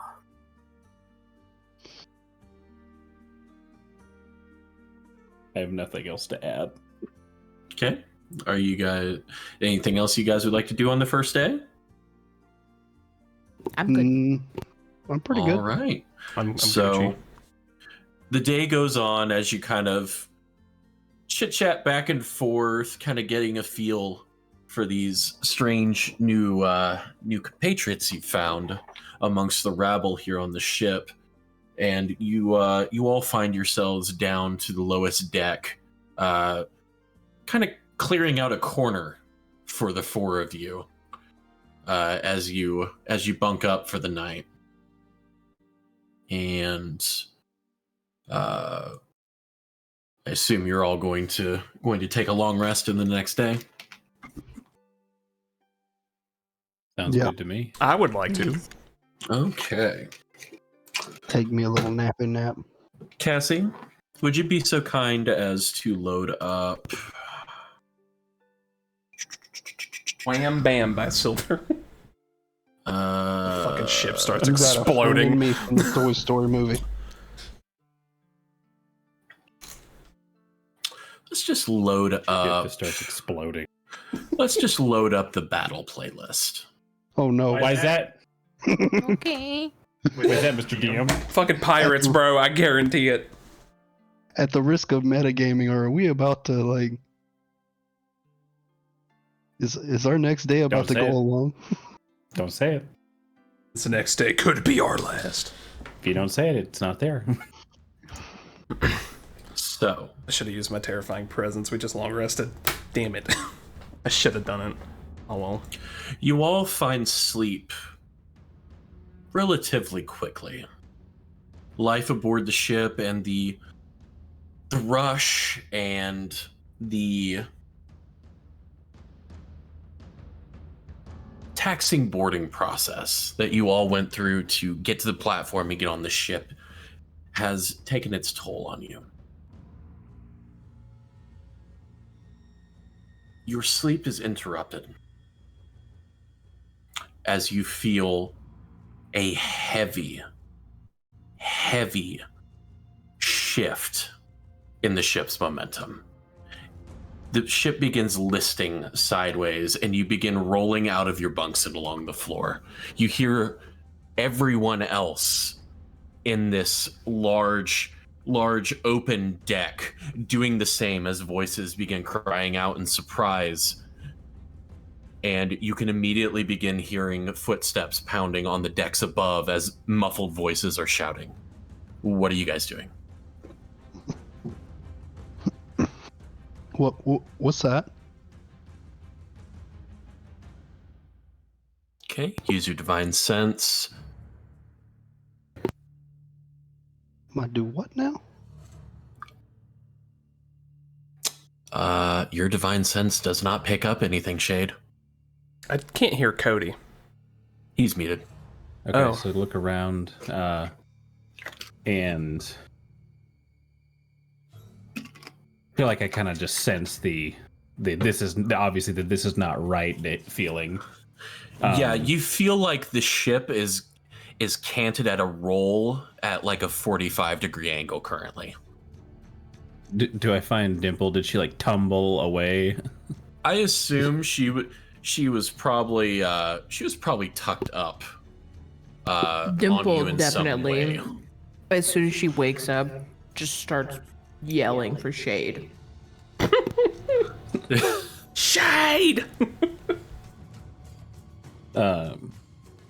We'll grab like. Are you in the backpack? No, but she just, being startled, Gotcha. yeah, calls out for him. He'll scoop her up and basically like pick her up, did it like face level with him, and just go, something's wrong. We need to go look. Well, put me on your shoulder and go. And I do so, and just Are you sure? Because we seem pretty safe down here. I just look at him. I go, we're already at a tilt. We're on an airship. And just go thundering up, be like, we don't want this going any more awry. Okay, so you're making your way up to the next deck. Yeah. Okay, as you do, there is even more activity here. You can hear activity beginning behind you now as people are waking up and alerting themselves to the situation. Other people are waking each other up, shaking each other awake, and you can see many of the deck hands are on their way up to the top deck. The shouts still sounding. The most disconcerting thing, however, is as you glance outside of one of the porthole windows, you're watching the horizon, the partition horizon of the land, getting closer to you than the sky. That's not good. No, that's not good. No. Go, dear. I just holler back to Indian Vessel, come on. rubbing my nose after face planting, falling out of my wreck. All right, I'm coming. Grab my staff and fucking shit. Start going. Like, man, this is an exciting trip. Oh God. As I run along behind him. Hear my fucking hooves just clopping. Okay. Making our way up to the top deck now. Making our way. Yeah. Okay. So as you clear the top deck, you see a scene of mass confusion. Deckhands are hoisting ropes, pulling levers, battening different pieces of equipment along the edges of the deck here. Captain shouting orders from the wheelhouse. You're starting to catch bits and pieces of it. Not sure what happened, Captain. The broomstone just stopped. As the captain is pulling hard to one side of the wheel, trying to right the ship as it's continuously losing altitude. You're now seeing what looks like the top of the canopy of a massive forest approaching under the searchlights on the bottom of the hull. Oh, God. I have to go to the bathroom. I'm about to pee myself. Yeah, same. So let's take 5 real quick. Man, I didn't realize we were... Apparently this airship tilting's not that bad. Vessel's just gotta pee.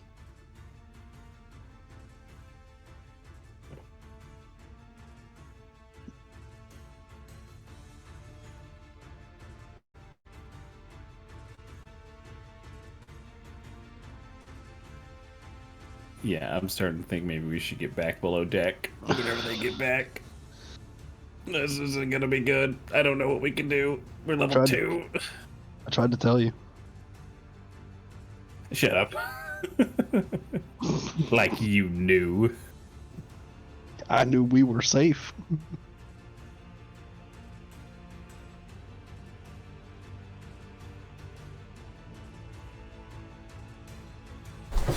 Okay, I'm back. Welcome back.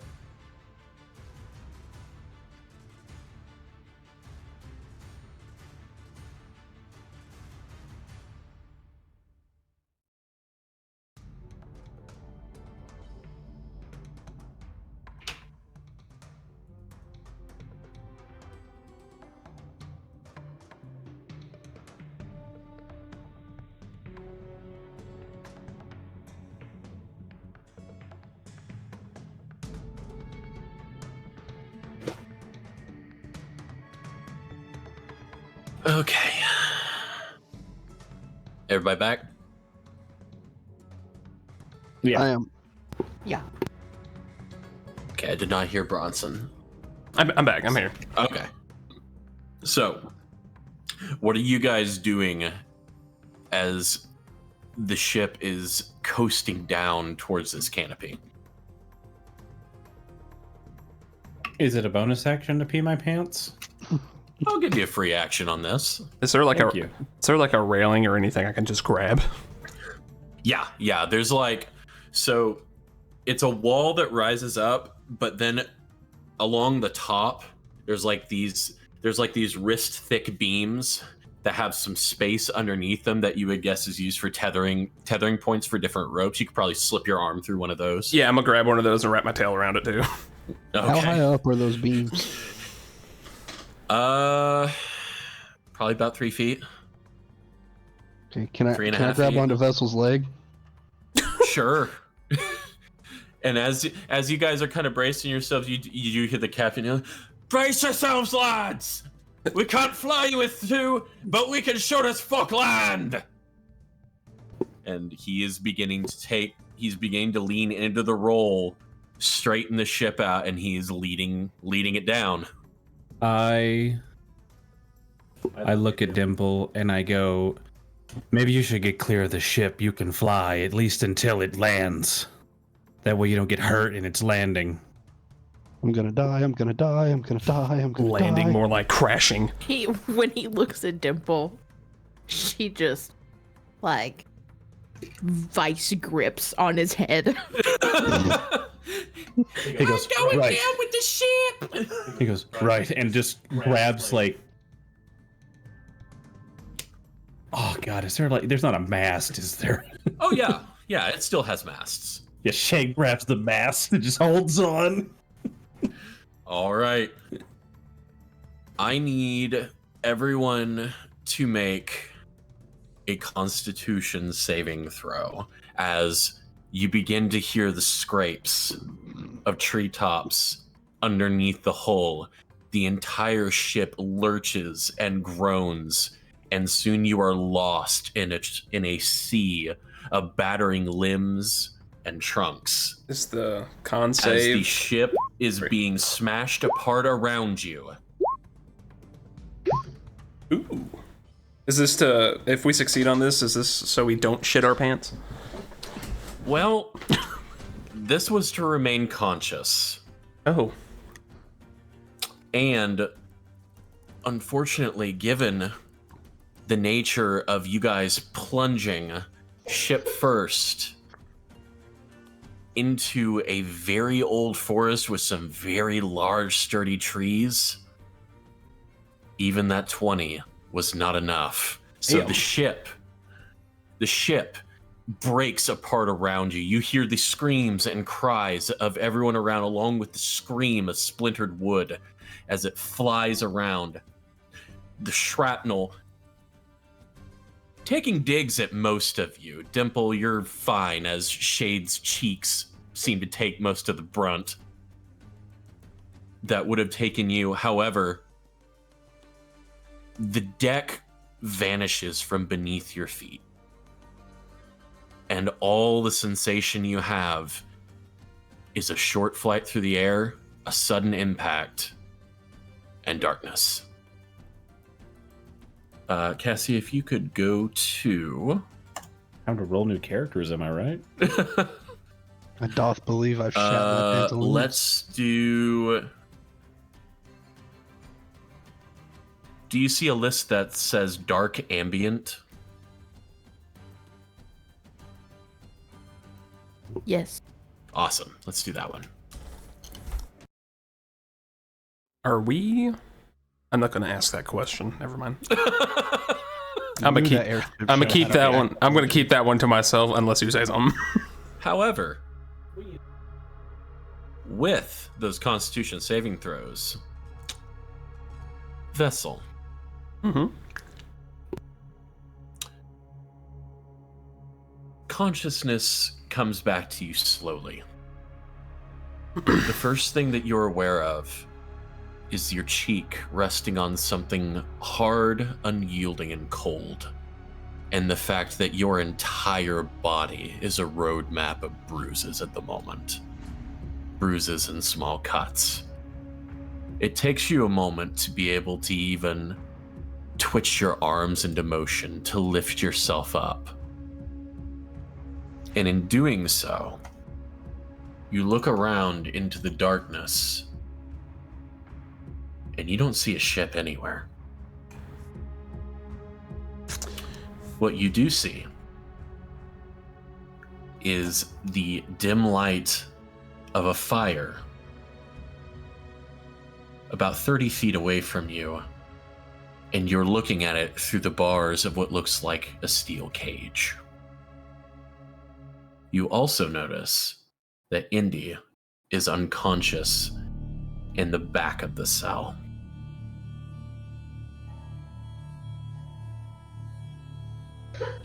Is it a campfire? It is a campfire.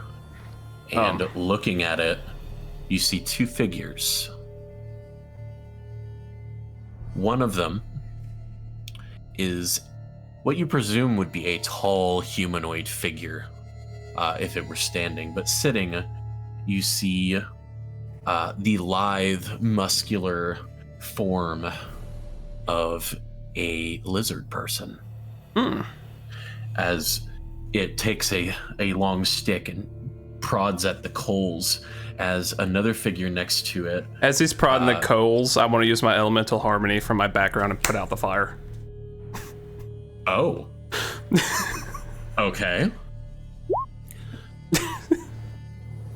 So the brief glimpse you get. Just make it look like he put it out. A lizard folk and a half elven man and they're both in kind of beat up leathers. And the half elf has a wide brimmed hat atop his head, and the fire goes out, and you hear, "What was that?"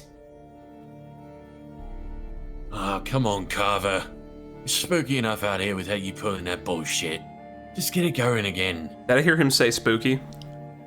Yeah. I want to reignite it with thaumaturgy. And you see them kind of looking. Oh no, I can use the elemental harmony to just relight it. You see them kind of look at each other, and then down at the stick that the lizard person is holding, and don't fucking like it out here, Carver. We need to get all these people back. Rogar's gonna want his merchandise. And remember, put it out again. Will you stop that? Stop playing with the fucking fire, Carver. Listen, I don't think... Fine. And remember, you're not allowed to eat any of them this time. They don't need their arms, Sloane. Rogar will do with them as he always does. I would like to cast a message and say I would really like to keep my arms to the guy that said that, and then ignite the fire again. See the lit man's head, Carver. You presume at this point. Carver lift his head, look around, sniff, and then these brilliant green slitted eyes look at you. I want to cast thaumaturgy to turn the fire green. I want to try to hide behind... You're still unconscious, my boy. I'm not to you yet. Am I still unconscious? What are you doing? Have everyone else go ahead. Have everyone else go ahead and make another Constitution saving throw. Fucking with them. That's what I'm doing. As the fire turns green... As the fire turns green, you see them both just kind of look at each other and... Oh, that's cute. That's real cute. And Shade, about this time, you begin regaining consciousness, and you notice the fire goes out again. that you are in a cell by yourself, and you are about 20 feet away from the cell with Vessel and Indy. Dimple is not in there with you. Okay. I take it this cell has a lock on it. Yeah, sure does. Am I stripped of my belongings? You are. Of course they would. Okay. Can I see Dimple? I have dark vision. Make a perception check. Are we hurt at all? Are we in France? I'm gonna say for the purposes of this now. Not bad. And you said you do have dark vision? Yes. So you would notice next to the campfire and next to these two individuals, there is a small stool. And in the firelight, you can see resting on that stool what you would almost mistake for a lantern if you didn't see the tiny form inside. So are these people looking at me currently? Nope, they are completely focused on Vessel and his light show right now. Okay. I want to put the fire out again. I'm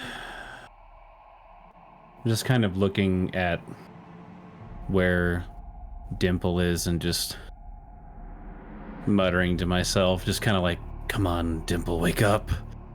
More like just internally doing that. Right. Go ahead and make another I'm Constitution save, Dimple and Indy. Go ahead. But I'm kind of just poised at the ready right now. Could I like start smacking fucking Indy's face here to try and wake him up since he's in the cell with me? I'll say you're probably gonna have to, because it ain't going great for Indy over there. So could I notice Dimple in the thing too, since I got dark vision? Go ahead and make a perception check. And Indy, you come awake That's a to hard the feeling no. of someone slapping the shit out of your face. I- I'm gonna say Not the shit, just light like backhands on his face to get him up. Okay. I'm gonna say with that 5 perception, you're kind of focused on the fire itself right now, and you're probably not taking in that detail. That fire is out right now. Yeah, and that probably doesn't help either. I'm a whisper. I want to use message to Indy and go, this is going to be weird, but I need you to punch me. Not hard, just enough to hurt me a little bit.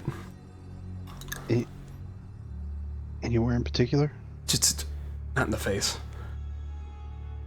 DM, can I see in nearby any, maybe like a big stick or like what could be used as a club in a sort of improvised scenario? Make me an investigation check. Oh, I'm good at those. I'll say you're in the woods. It's not particularly hard to find a stick. There's sticks everywhere. So after you kind of surreptitiously move around just kind of the boundaries of your cell, reaching through the different gaps that you can find until finally you close on a piece of wood. It feels sturdy, feels like it's about maybe the thickness of your wrist. Nice, and I'm just gonna very, very quietly drag that to myself. All right, good Just shit. not saying anything. I'm gonna punch Vessel in what I would assume be his calf. Okay, since I assume Vessel is going to just take it, go ahead and let's see. Unarmed strike damage is 1 plus strength modifier. Is that right? Swear to God, if your strength is like a 5, bro. My strength is I think a it might just 14 be 1, honestly, if you're not... if you don't have unarmed strike. No, for the purposes of this, yeah, 1 damage. Cool. That's all I wanted. We're not going to bog down on the rules on that. Is it about time for Dimple to try Yeah, to about wake this up again? time, Dimple, consciousness comes to you, and unlike the others, the first thing you notice is a bright, warm fire. But then looking around, you are in a cage that is made for someone your size, and you are placed directly next to these 2 individuals. Like a bird cage? Like a bird cage, almost like a lantern. Also, The Mr. gate- DM, about how far away am I from these people? You would be... I tell you what. Why don't I give you guys a visual perspective? Yeah. That would be awesome. The cage I'm in, is I it would love built that. for smaller people like me, or is it built for like... Homie, I'm in the cage with you. You're still big enough that looking at these cages, we're probably... Oh, is that my dwarf friend I made? That might be, but you haven't noticed that cage yet. That's true. I'm not looking around. I'm fucking with this fire. I'm having fun right now. With my halfling nimbleness, could I get through the cage? Probably not, because the bars are spaced enough that there's more wiggle room than for most, but not enough for you to slip your whole body out of. All right, then I'm gonna try to hide behind Vessel. Okay. I think they know you're in Are here they, like- with me. Are they like looking at Dimple or? Right now, the fire is still out, I believe. So Yeah. right now, Just to clarify, I know it's just the map shading, but Yeah. like it is nighttime, right? It's dark. correct.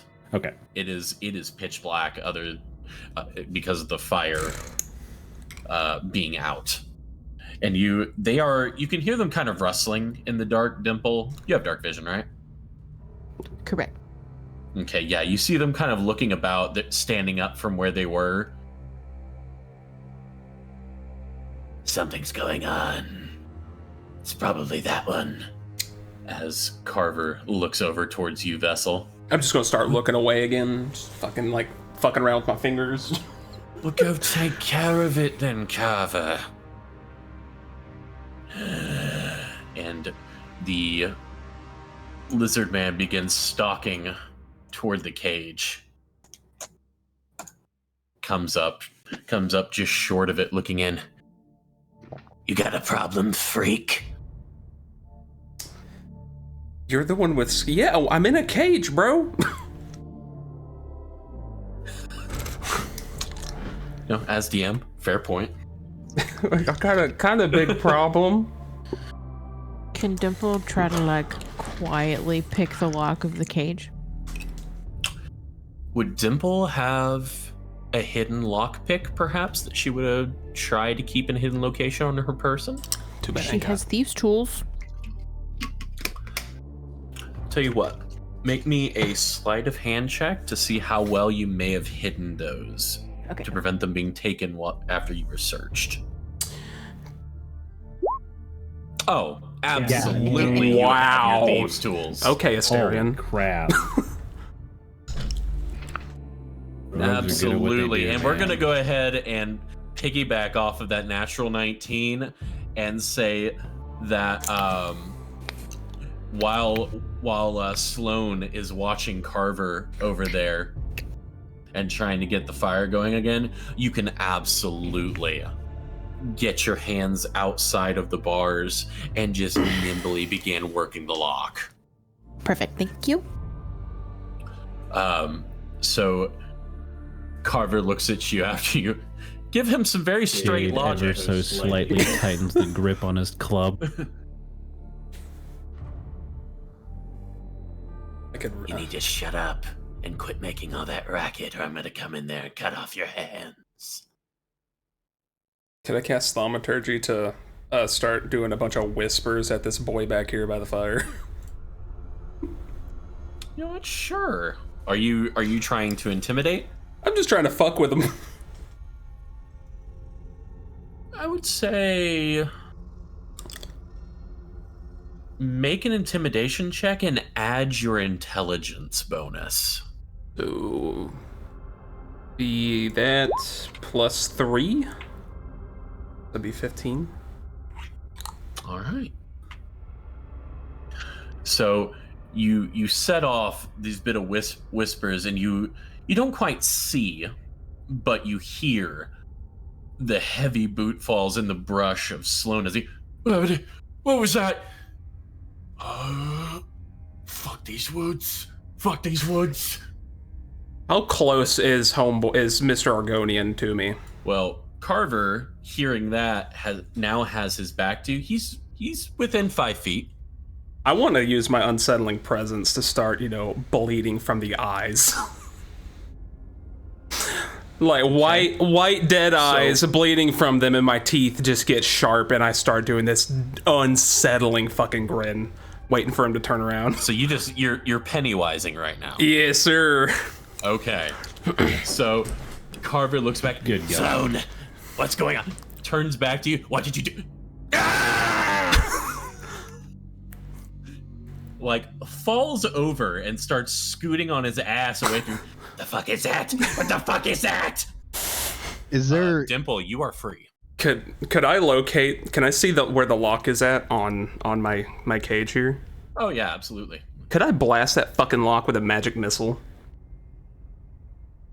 You can absolutely do that. Are you sending all 3 missiles to the lock? Actually, before I do that, can I look over and see if I can notice anyone else in the cages? Yeah.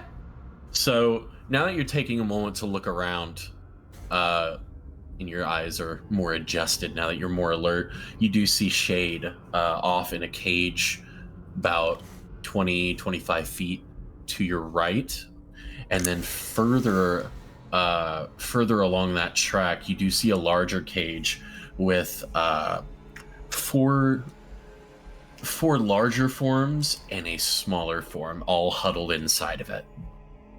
And you do recognize one of those forms as being the dwarf Torben that you spoke to on the airship. Can I see the locks on their cages? I'm gonna say for that specific, give me a perception check. Man, I suck at perceiving things. You cannot make it out just yet in the dim light, although you think maybe if you brought the fire back up. Ignites the fire again. Yeah, now you can see the locks. Okay. Have I been able to see what Dimple's been up to? What As I has was Dimple been focusing up on to, her? Cassie? How far off the ground is the cage? I'd say it's on a stool that's only like maybe maybe a foot and a half high. God So damn, that's can chest she high. That's tall try to shit. like climb down? Oh, you're going along the ground for this one. Yeah, I'd say. I think so. To try to be quieter, not have to use the wings. Yeah, I'd say you could probably make it down. You could probably like climb down and just like get a little like jet puff. Mm-hmm. Just a little burst with your wings where it doesn't make a whole lot of noise and just kind of gives you a little air cushion on your landing. Okay. And then is she still unnoticed? Let's find out. Make me a stealth check, please. Oh god, my bad. Oh my god. Oh yeah, they ain't see shit right now. Okay. One is currently pissing his pants and the other one is damn near close. Okay, she's gonna try to find shade. Okay. Can I kind of snag on Vessel's pant leg and be like, psst, psst. Indy, you look up at Vessel as you psst, psst at him, and you see a living nightmare that looks down at you. Yeah, don't look at me. What is wrong with your eyes? I'll explain later. Just don't worry about it. Like, don't look at me. Can I look at Homeboy that's just, cowering in fear on the ground right now? Oh yeah, dude, he's still just staring. What the fuck? What the fuck is that? I'm just gonna say, my voice still sounds the same. I just look fucking horrifying, which is way more unsettling than it changing. Oh yeah, 100%. Just go, what's wrong? You said you were gonna cut off my hands, and I want to use cause fear on him. Okay, does he need to make a saving throw for that? He does. It's a wisdom saving throw, and it's made with disadvantage because of, I used unsettling presence on him. I cover my eyes That's and two I kinda, 17s. You definitely didn't get scared. So there is the fear there, but he gives himself a moment. The breath kind of steadies, and he, oh, to hell with this, stands up and draws a weapon from his side. Go ahead and change that. Oh, it's not moving. So you can see that he's getting ready to. Mr. DM. Mm-hmm. Oh, there Sorry, we go. I don't mean to interrupt, but can I see where our equipment might be? Like, I'm specifically looking for my hammer and shield. Let's see, from your vantage point and the fire being back up, make me a perception check. Oh, that's That's actually good. So you actually scanning around now that the fire is back up, you see further back from where they're situated. There is a tent, and you do see a familiar metallic reflection off from the flames of the fire. Gotcha. If I were to see Dimple, which I don't think I'd do because she rolled a really good stealth. Yeah, she did. Yeah. And to answer your question from earlier, Cassie, how far Dimple could have gotten in this turn? What's your move speed? On foot 15. Okay, so if you are attempting to move by foot, then you could have probably gotten to about maybe in there so far. Can she see shade? Like, has she? Yes. Okay, so she has perceived where he is. Absolutely. I'm just gonna move her you are towards aware. him. You are aware with the fire being up, and you kind of being able to move freely now. You are aware of the position of all three cages. Okay. That is what she's gonna do, is just move towards shade. Okay. And Shade, what were you doing? Well, so here's a reach, DM. I love those. Would Shade have have a spare tiny knife on him that Dimple could use. Like a tiny, it looked like a pin to anybody else. You know what? I'll allow it. That's fun. Okay, so he saw that lizard dude produce that weapon, right? Correct. He is now holding a longsword. And he's looking like he's getting ready to try to enact some sort of violence upon Vessel. He is about probably to charge and attempt to run Vessel through the bars. So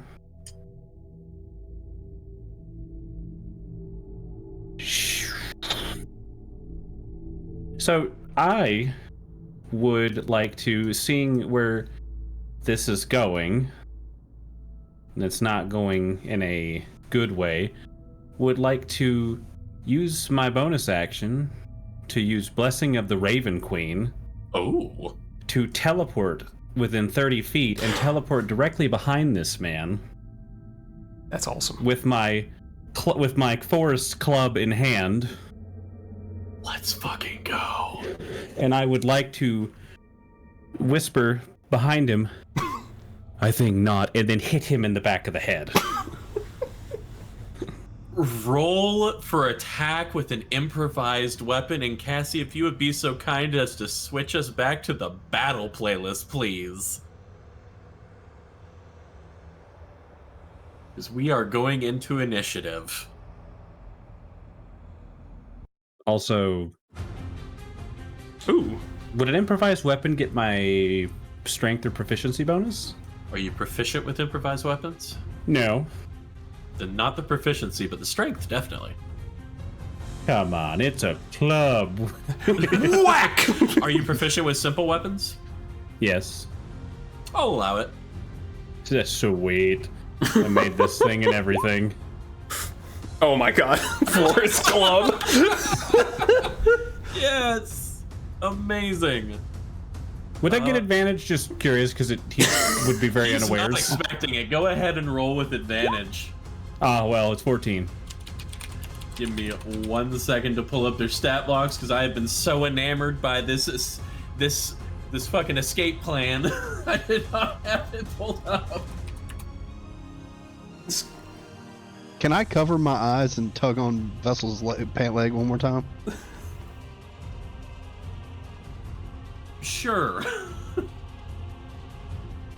Let's see. Scary Vessel, sir. Yes. Man, that was such a good maneuver. I'm not gonna cheat you of it for. I need a tool. For 1 point. Yeah, I'm gonna go ahead and say that hits. I don't have any tools. Just any tool. I would also like to burn a spell slot to do Divine Smite whenever I hit him. Divine Smiting him with a club. Let's go. So it's 7 damage plus 500 for Divine Smite. 9 radiant damage, so a total of 16 damage to the back of his head.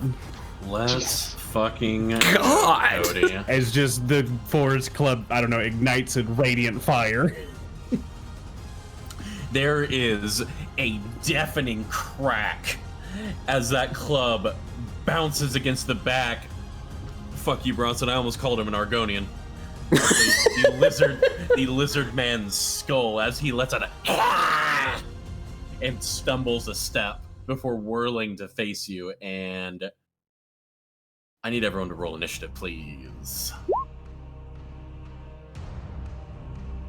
What the I selected my token. Oh shit, I was on the pan thing. Kevin, I rolled a 16. There we go. You know, I Bronson's thing is perception. Mine is initiative.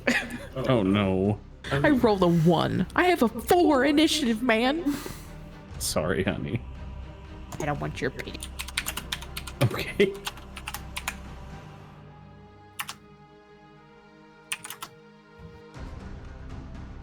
All right.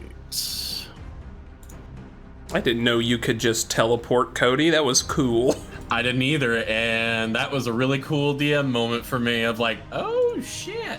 I'm happy I was fucking with those guys now.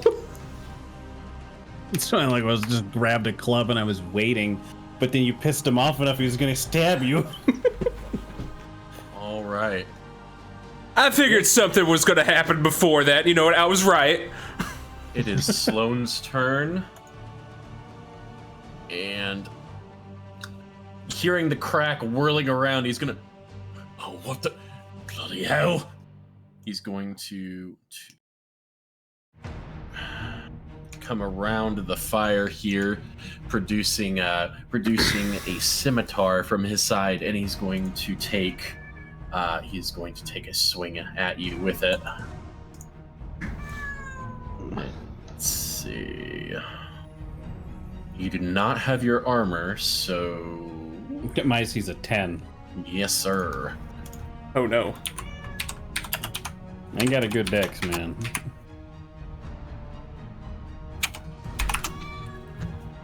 He rolled exactly a 10. Unarmored that's AC is unfortunate. 10 plus dex, isn't it?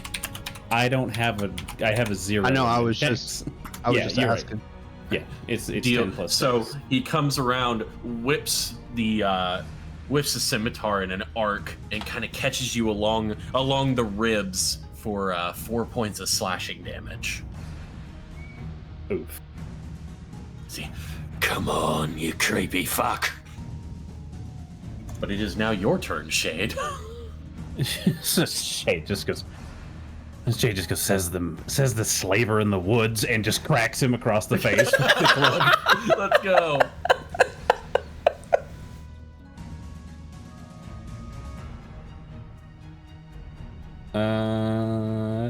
Bam! Oh yeah, that definitely hits. Wow! Let's go. It's all because you said wha-bam. Could I see Dimple at this point? Yeah, you kind of see her sneaking off. With my bonus action, could it be like Dimple and fling her little dagger at her? To arm her? I'll allow it. Just the tiniest of daggers gets That's whirled fun. at her. Gotta arm my buddy.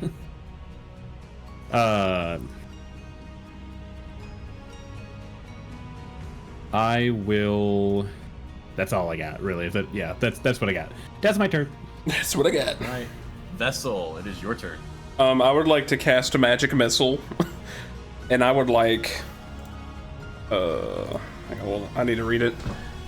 Yeah, it's 3 darts. I want 1 dart of magic missile to go to each one of these boys, and I want that last dart to hit the lock on my cage to try and break it.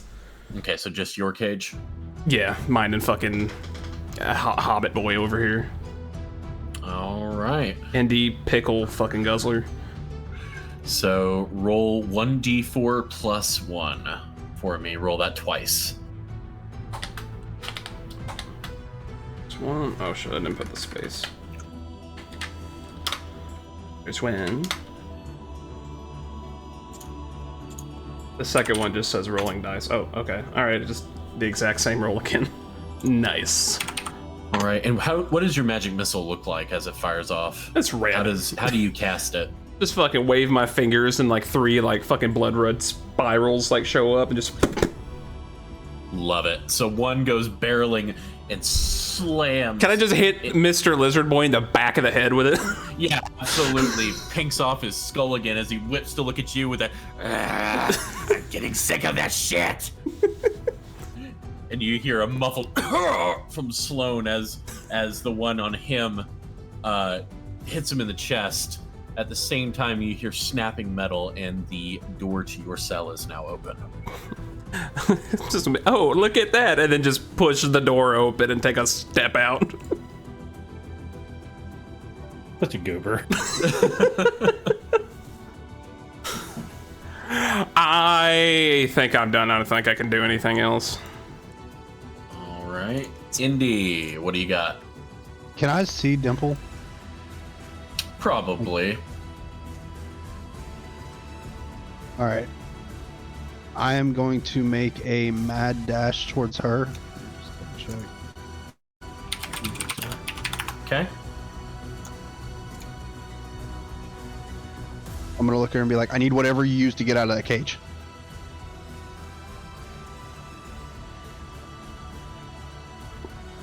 What? Whatever you used to pick the lock, whatever you used to get out of that cage, I need it. It's mine. Please, pretty please. You're gonna give me something later. Yeah, I'll give you a gold piece. I'll give you whatever you want. I just need I need that thing. Give you a pickle. I'll give you a glowing pickle. She gives it to him. Okay, I'm gonna say. I am soliciting a DM opinion, Cody. Is that something you would allow on this turn, or wait until Dimple's turn for her to be able to hand it over? I mean, like, if he's using his action to take it, then I don't see why it'd be I don't know. It's not like a huge deal. Works for me. That's my thing. Is like it. Yeah. So we'll say you used your action to get the lockpick. All right, I grab the lockpick. I turn around and go, aha! And I point it at him like a little sword. That's the end of my turn. We're doomed. Okay. Fucking Shade's over there getting beat up, and he's holding a stick, and he's on guard with a fucking tiny lockpick. It is Right, Carver's turn. My morale has taken a hit. And you see him look between you, Shade, and you, Vesely. Oh, fuck this. Boys! Help us out here, would ya? Oh, boys. That's not good. And from the trees, you hear two thumps as two figures drop from them.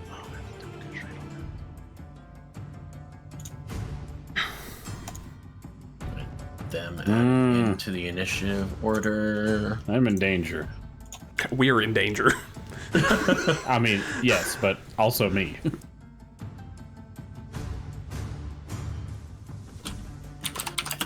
Heathen 1 and Heathen 2 over here.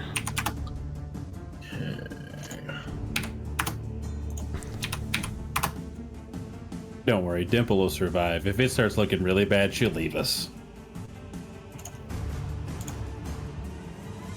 And I kind of appreciate that. Excuse me, sir. All right. And then he's going to look between you two.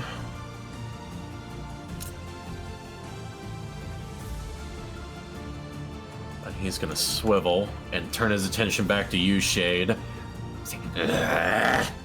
And attacks you again, but you are flanked. So he will be attacking at advantage.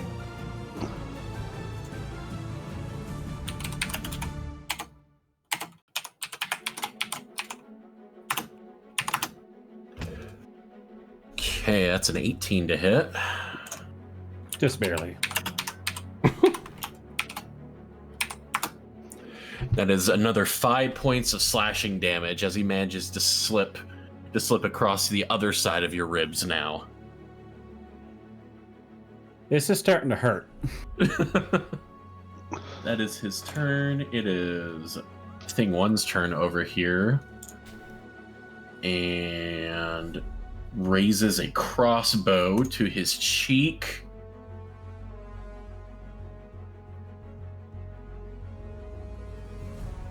I'm gonna go for Vessel, because that's a spooky boy.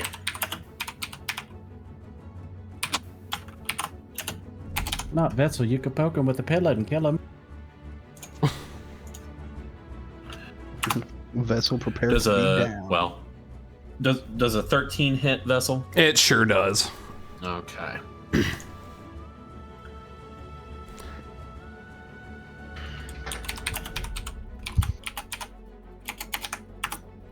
think Cassie's got the highest AC right now. All right. So you hear the pling of the firing mechanism of the crossbow, and the next thing you know, Vessel, is your collarbone's on fire as you take 4 points of piercing damage. Damn. You look down to see a bolt protruding from your chest. Oh no. The wizard be dead. I got 7 health, okay.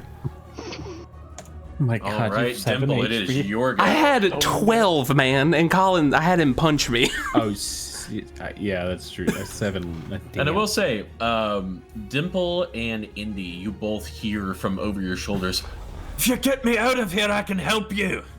You've got to get the door open." Dimple looks at Indy and she goes, "That one's on you." Fine. And she leaps into a fly at this guy. I love Dimple. Same. That one's on you. And she's gonna land like on his shoulder and just stab him in the neck. Let's fucking go. Let's roll Love her, man. Hey, poke.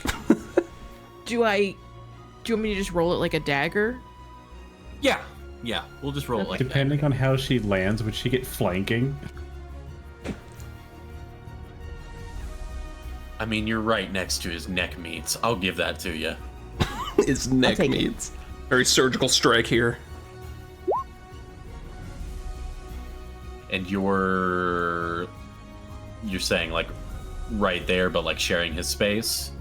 Yeah, like she's standing on him. Okay, we'll just do that. Yeah, the 22 definitely hits. Excuse me. Okay. And she gets sneak attack because he's threatened. Correct. Okay. And she got advantage as well. 7 damage. Woo! Is he fucking dead yet? He is looking fucking rough. So, Dimple, as you land on his shoulder and kind of give him like a tap tap, hi, stick. He's like, what the? Ah! As you hit something important because your usual bubblegum pink exterior is now blood-washed crimson.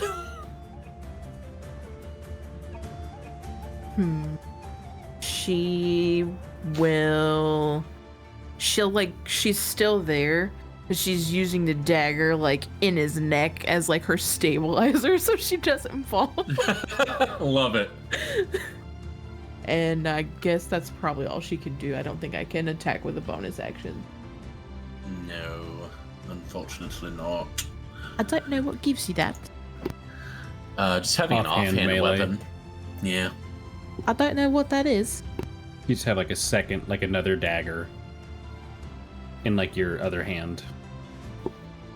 All right, it is Sloane's turn, and yeah, he's gonna go for Shade again. Rude bitch. Wait, oh yeah, I did hit him that one time. Like I hit the shit out of him with that stick. All right, that is a dirty 20. Miss.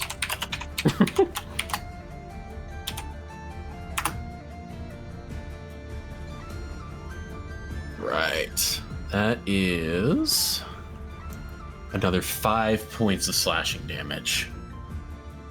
As you feel a space between your shoulder blades running diagonally down your body, just alight with fire. You could stop hitting me now. I've learned my lesson, I think. It's your turn.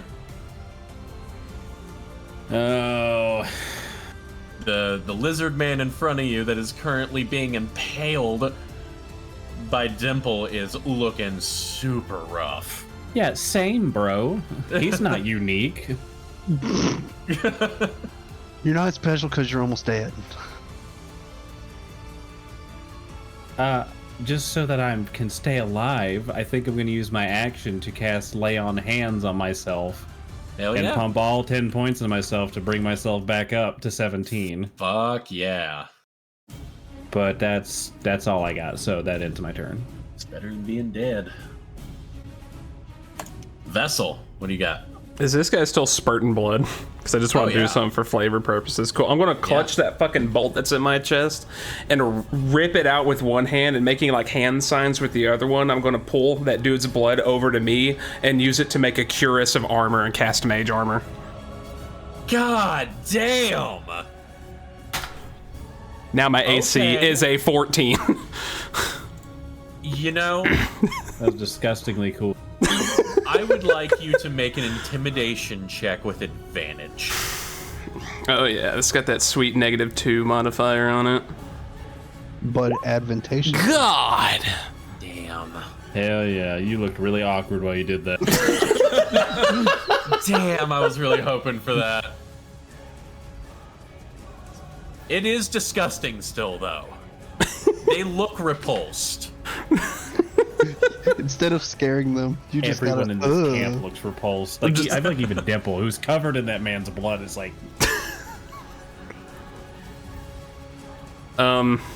She's like, we're gonna talk about that later. Like, put a pin in that. Should I risk it for the biscuit here? I'm gonna move. I'm gonna move right here. Just so whenever it gets back to Dimple's turn, she has flanking advantage.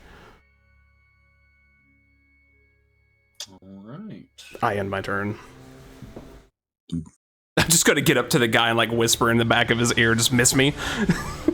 All right. Thing 2. Jesus.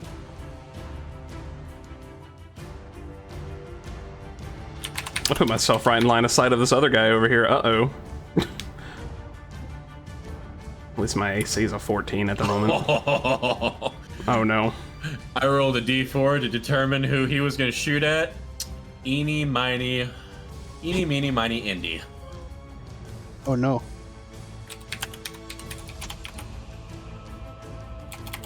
Can he see him from there? Oh yeah, firelight. Just this dude's in the way. That's why I was asking. Fucking, what is happening on my screen right now? Oh, that's what's going on. That's a natural 20. Oh no. Can't let my last words be aha.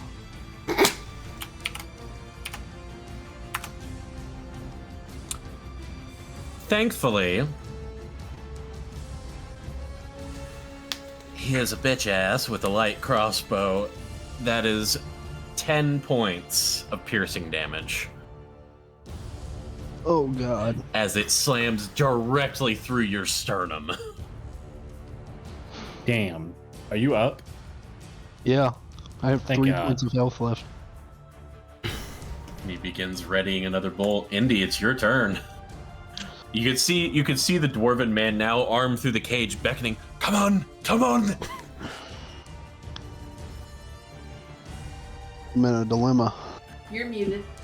He needs to be nice to Indy. Indy has a sucking chest wound now. Walk it off. I'm gonna limp my happy ass over Rub here. some dirt in it. Or Indy just...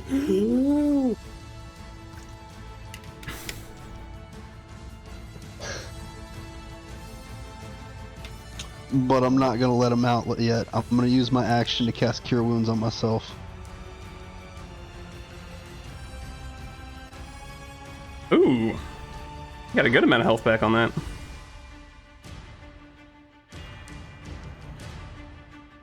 Thank God.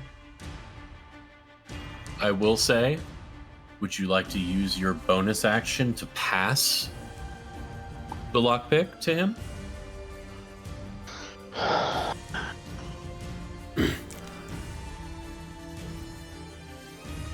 Yeah. Okay.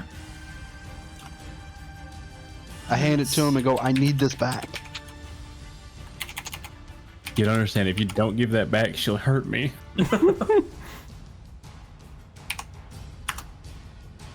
All right. Let's go ahead and add him in as you watch as he. Oh, fuck yeah! And you hear the click and the swing of the door.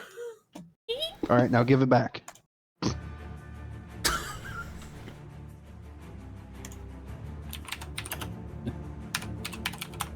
I'm an Indian, give it. What do you mean?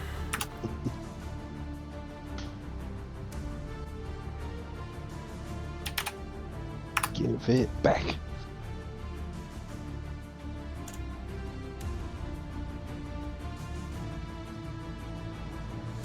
All right. And you see his face kind of settle into a big grin as he pulls this big, rough-looking knife. And just looks at you. You'll get it back. Worry about the problem at hand, huh? No, you don't understand. I'm useless without that.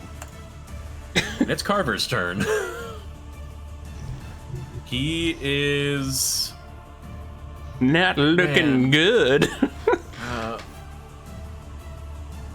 He's going to attempt to reach up and grab Dimple. Okay. I believe this is going to be an athletics check versus your acrobatics, Dimple. Okay. Do you want me to go ahead and roll? Yeah, go for it. Ooh. Oof. It's okay. She can still stab him. Well, he also rolled a 6. I'll take it. I don't know what that means. Does some awkward stuff happen? I'm gonna say he reaches up and grabs you, and you instinctively, as the hand tightens around you, you kind of dig your little needle knife into his neck again, and the hand comes off of you again. So neither one goes anywhere. Okay. Nice. She's like, why are you hitting yourself?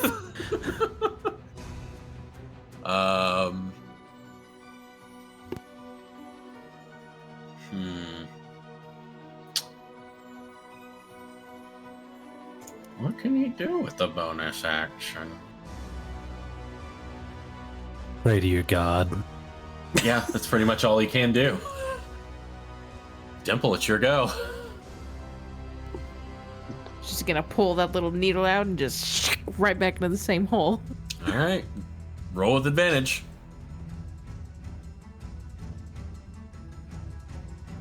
Oof. I think that's That unfortunately misses. So as he's kind of moving and thrashing still from you poking him again, you go to actually do a good stab and just barely, in the point just hits the outer ridge of his neck and just kind of slides clean and free without actually puncturing this time. Whenever she misses, she just goes, hold still. Hold still, I have scared. I'm trying to kill you.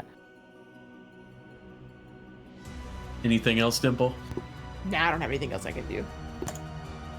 Level 2, we ain't got no bonus actions. Thing one's turn. Yeah. Thank God he can't see me. Yeah, he sees Indy messing with that cage. Uh-oh. I didn't do it. That poor halfling turning into a pincushion. I didn't do it. Just I didn't like do it. Armrig. I just He gets I gave him a Armrig thing. flashbacks.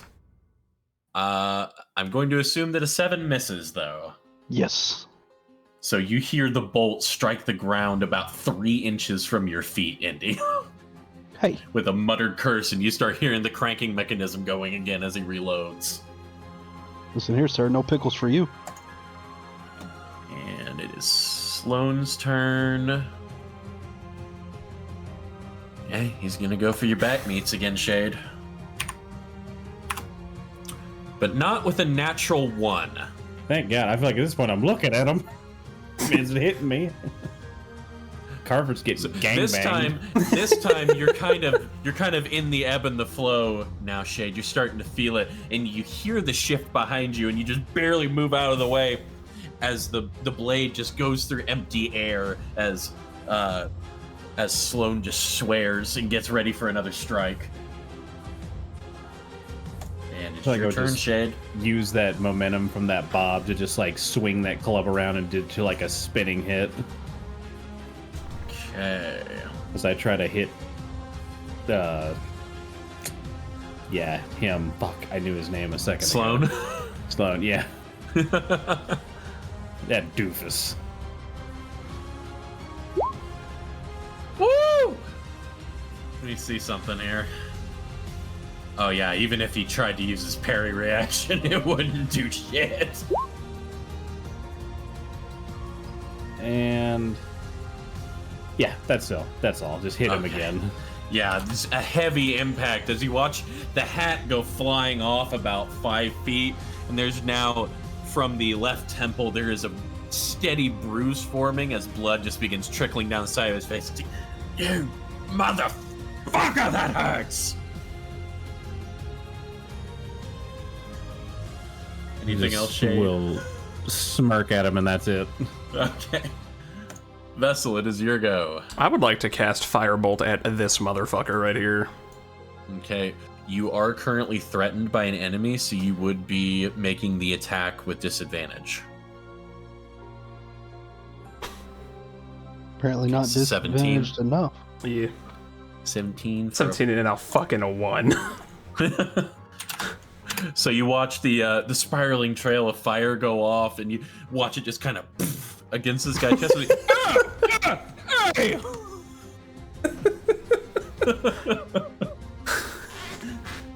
Anything else, Vessel? That was about it. Thing 2's turn. He's gonna return fire. Yep, I figured that was gonna come. I wish I could have dealt more damage than a goddamn 1. As a natural 15. Oh, that hits. There's another 4 points of piercing damage as the other collarbone gets lit up now. Whoo! At 3 health. I'm gonna go to the bathroom. Alright, it is Torben's turn. He's gonna grit his teeth, get himself low, and he is going to charge Sloane.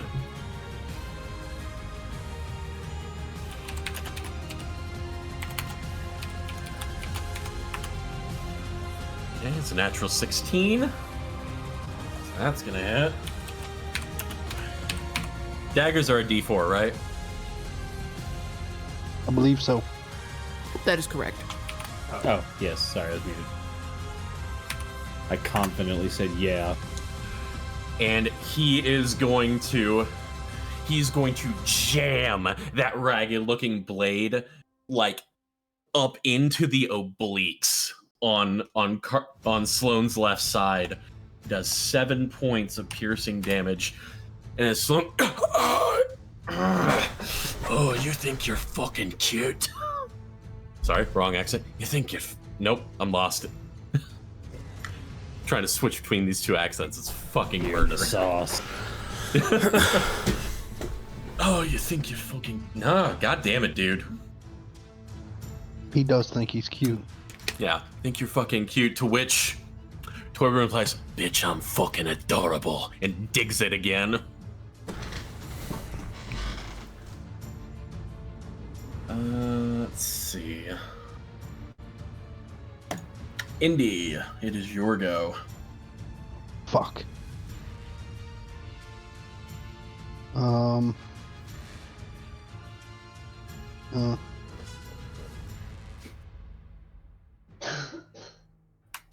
Alright, this is a bit of a stretch.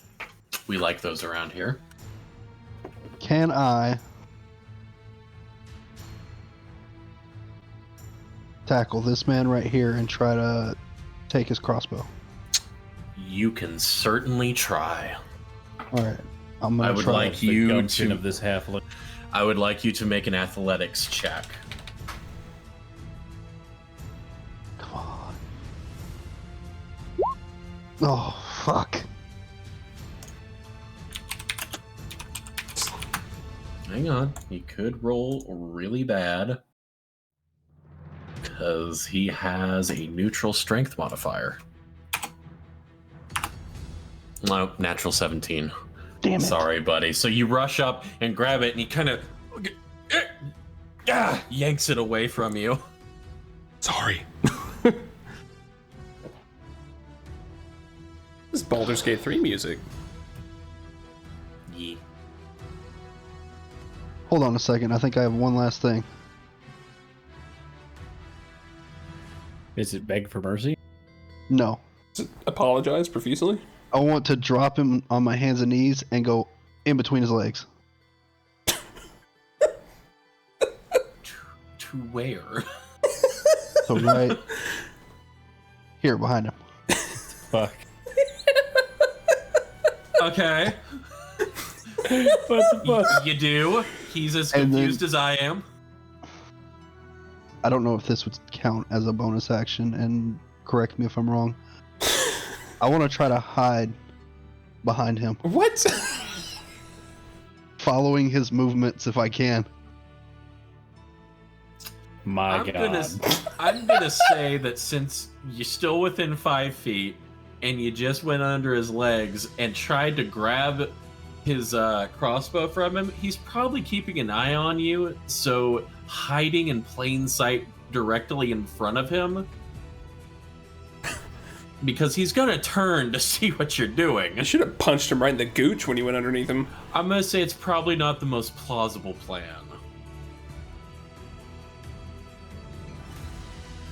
Touche.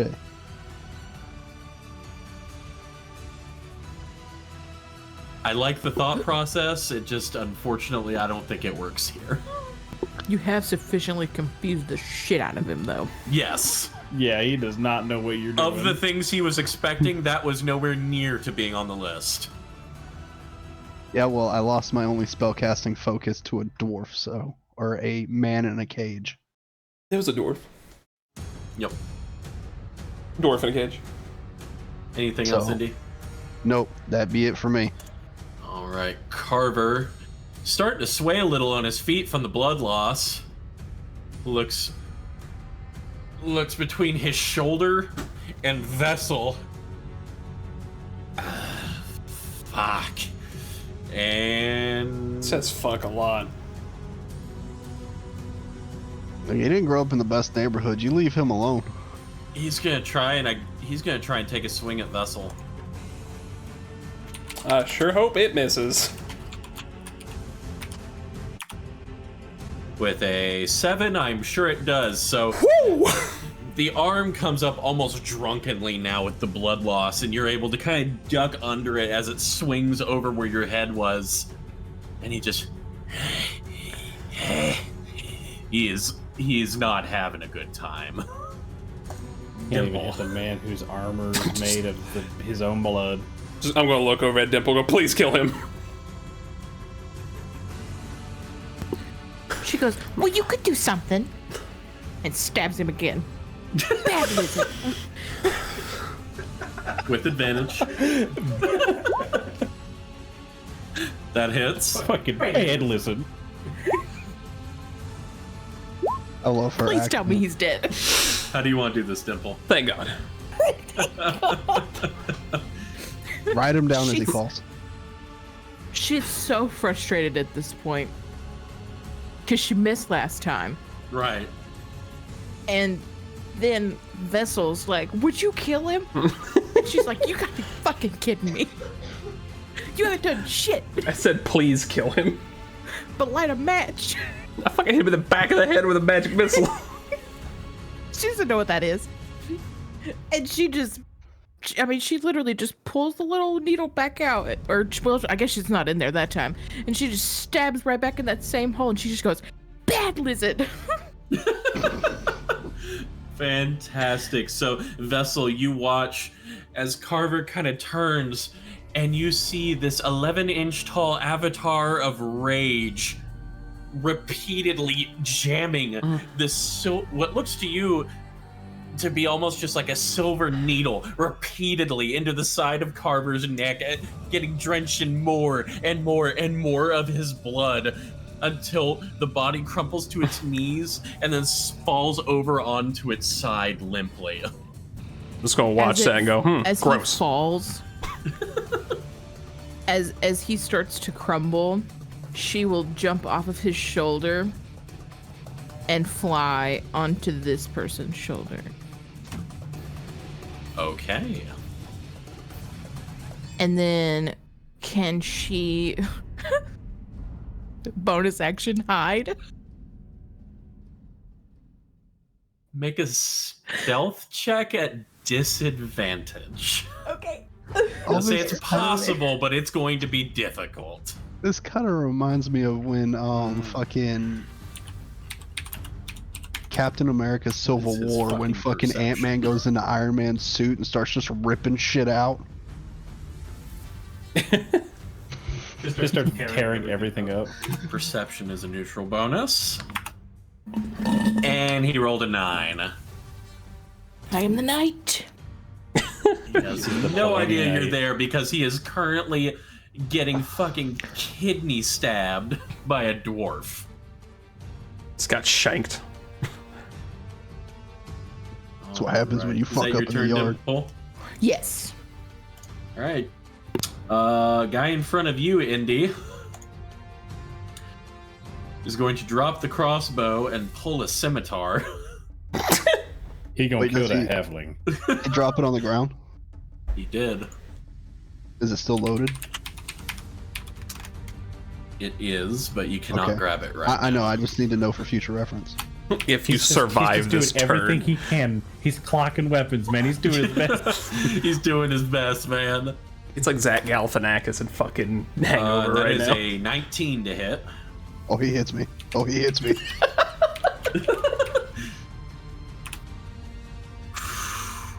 Has 6 points of slashing damage as he on your Thank tiny goodness you halfling healed body. yourself. Can I taunt him? Do you On want your to? Why would you do that?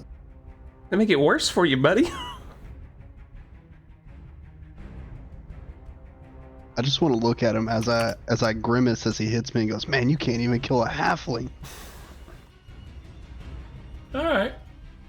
Respect. We'll see where it goes. Hopefully not to my grave. Sloane's turn.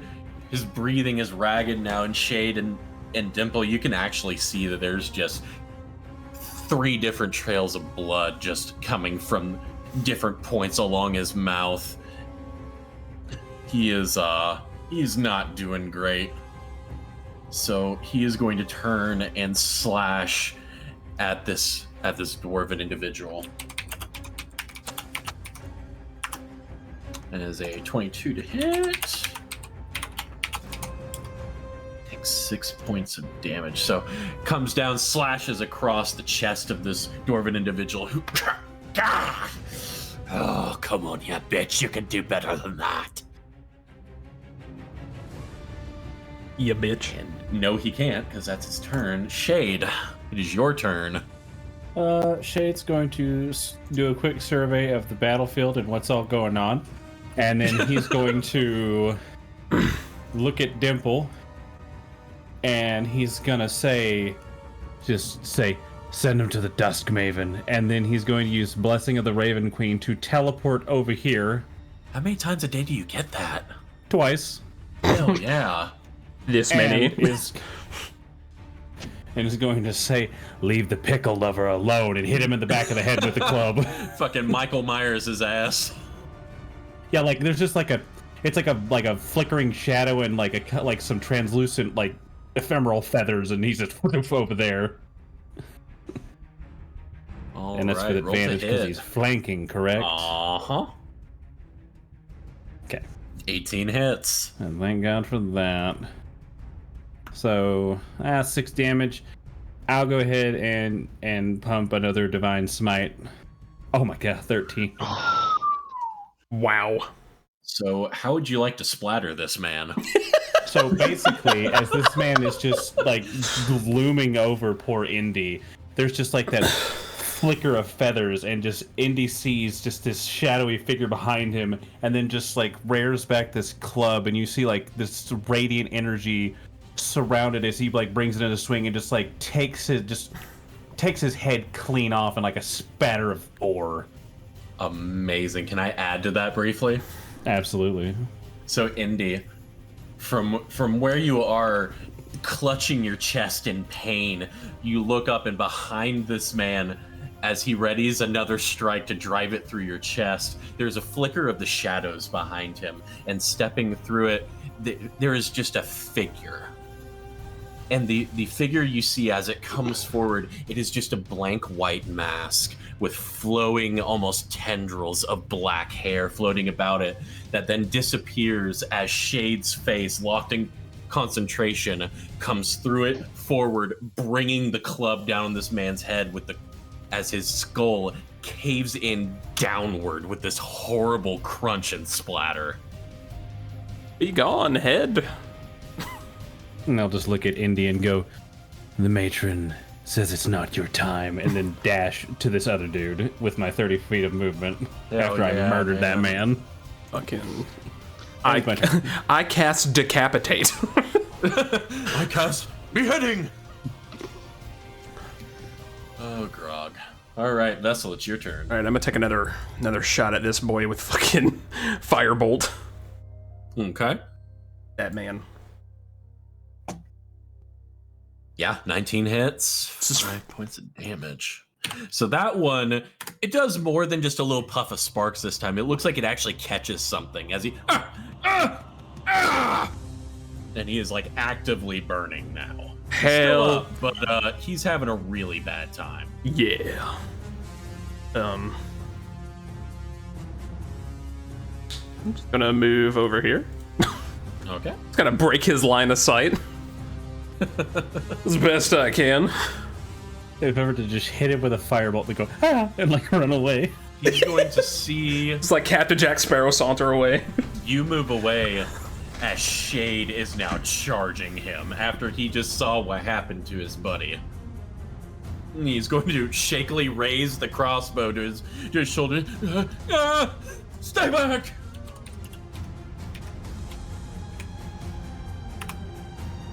And that is a 10 to hit. That hits, but it don't slow him down. All gas, no brakes, baby. 5 points of piercing damage as you barrel through. Catches you in the shoulder, and it just barely shifts your way from 1 foot mid-stride, and you just keep going. You have eaten every single hit. Listen, Paladin, man. I fucking am hurting, alright? I used all of my healing. Torben is going to see that Dimple has Sloane pretty well handled. Not out of gas, but I need a gas station soon. He's going to take a couple steps forward, and he's going to throw that dagger at Thing 2 over there.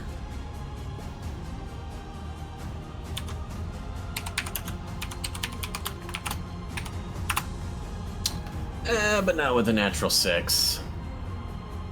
As it goes, he sees the light glint off it, and whoo, ducks to the side as he's still trying to put himself out. You just hear next to you, Shade, shit. Indy, it is your turn. Aha. So, I'm going to pick up the crossbow. Okay. I'm going Oh to god, he's armed! walk over here. Collins is like, I didn't hear no bell. He's got like 3 bolts sticking up out of his chest, man. He's just... And those are big people-sized bolts. They look like siege arrows in him. I'm gonna point the crossbow at this man right here and be like, you should have never taken my pickles.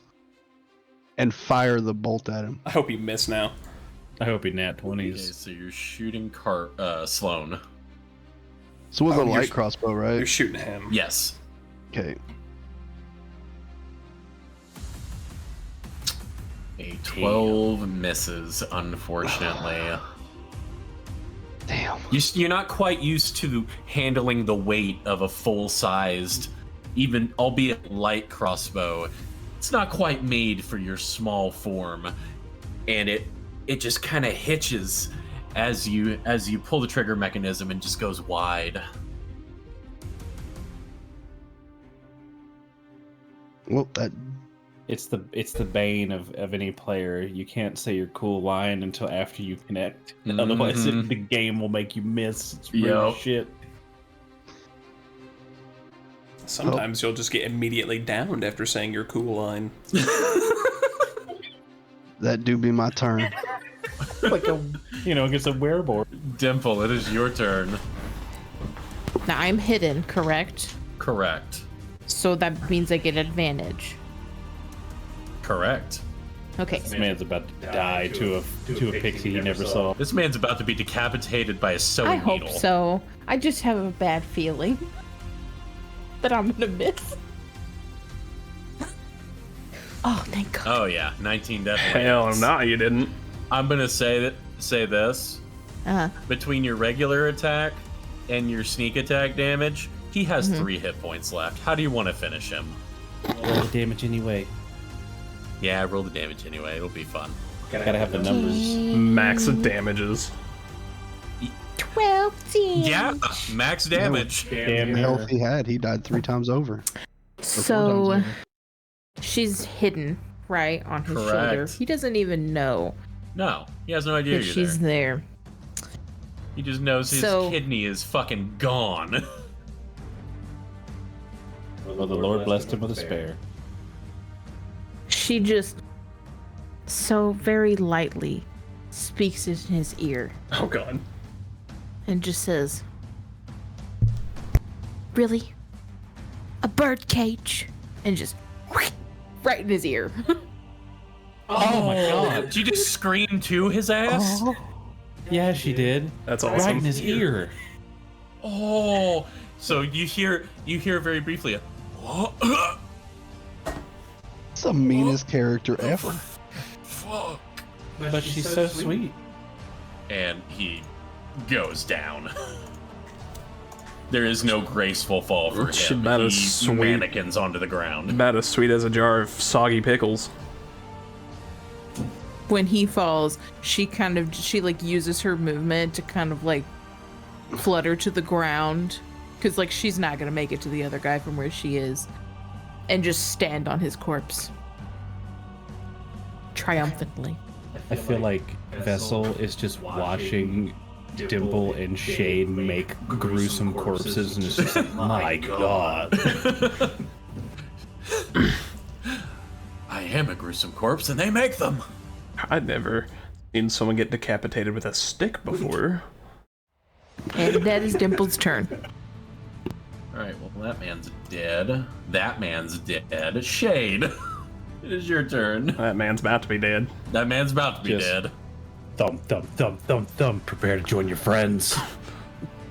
Oh, you said the line before you rolled. I know. It'll be alright. Yeah. That is unfortunately a miss. That's how it goes. It's fine. He sees it coming this time and just uses actually the wings on the crossbow to deflect the club aside. That's all I got. Vessel. Fucking run over here and firebolt again. Firebolt! Oh! Nice.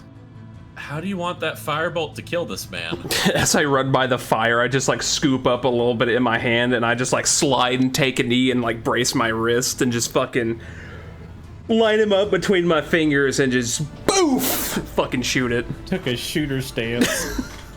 So from that slide on the ground, you line it up and you loose it, and it follows this perfect spiral trajectory and special beam cannons its way through this man's chest and out the back. As the smoking corpse just falls at your feet, Shade. Just follow the line to Vessel and just kind of just give a nod. I got you, buddy. I'm just covered in blood. As if we could get back to the exploration music real quick to close this out, Cassie. I am so hurt. Why my Kenku just doesn't work, so man. Many It's so annoying. exploration. Hey, we made it work. Where's- Man, I really can't find the exploration. What the heck? Well, it's a short thing to wrap this up. As you guys are coming down from the adrenaline, kind of looking around, the dwarf kind of, well, that's not it, innit? Much obliged for the help. I saw you on the ship that I'm not looking at you, Vessel. Yes. You did? You didn't look quite so spooky back then, though. Oh, is my face still doing it? Yeah. Can I undo my face? Yeah, it slowly over the next minute or so goes back to normal. Just, that's fucking weird, but I respect that. want to attempt to tap the dwarf on the shoulder. You do. Give it back. Oh. No, please. I don't think you understand. I need that back. Pulls it He's out. trying not to die, man. He saw what Dimple did. Pulls it out of Dimple's his just belt, like hands it cleaning back. her little needle off on There's Sloane's like clothes. frightening seriousness in my eyes. Aye, lad. Take it. Take it. I go over Well. here. To the rest of you, much obliged. My name's Torben. My family's back over there. As you see a pretty dwarf woman emerging from the cage with a small child in her arms, followed by the nervous smith's apprentice that you spoke to, Shade, and the older Earth Genasi gentleman that you spoke to, Indy, as they all emerge from the cage and look around. Torben kind of looks between all of you and them, just... If I had to guess what we went down, and from what they were saying, we're in the Parchwood. It's not the best place to be. So, I think until we're able to get out of this and find ourselves to a piece of civilization, maybe it's best we stick together, eh?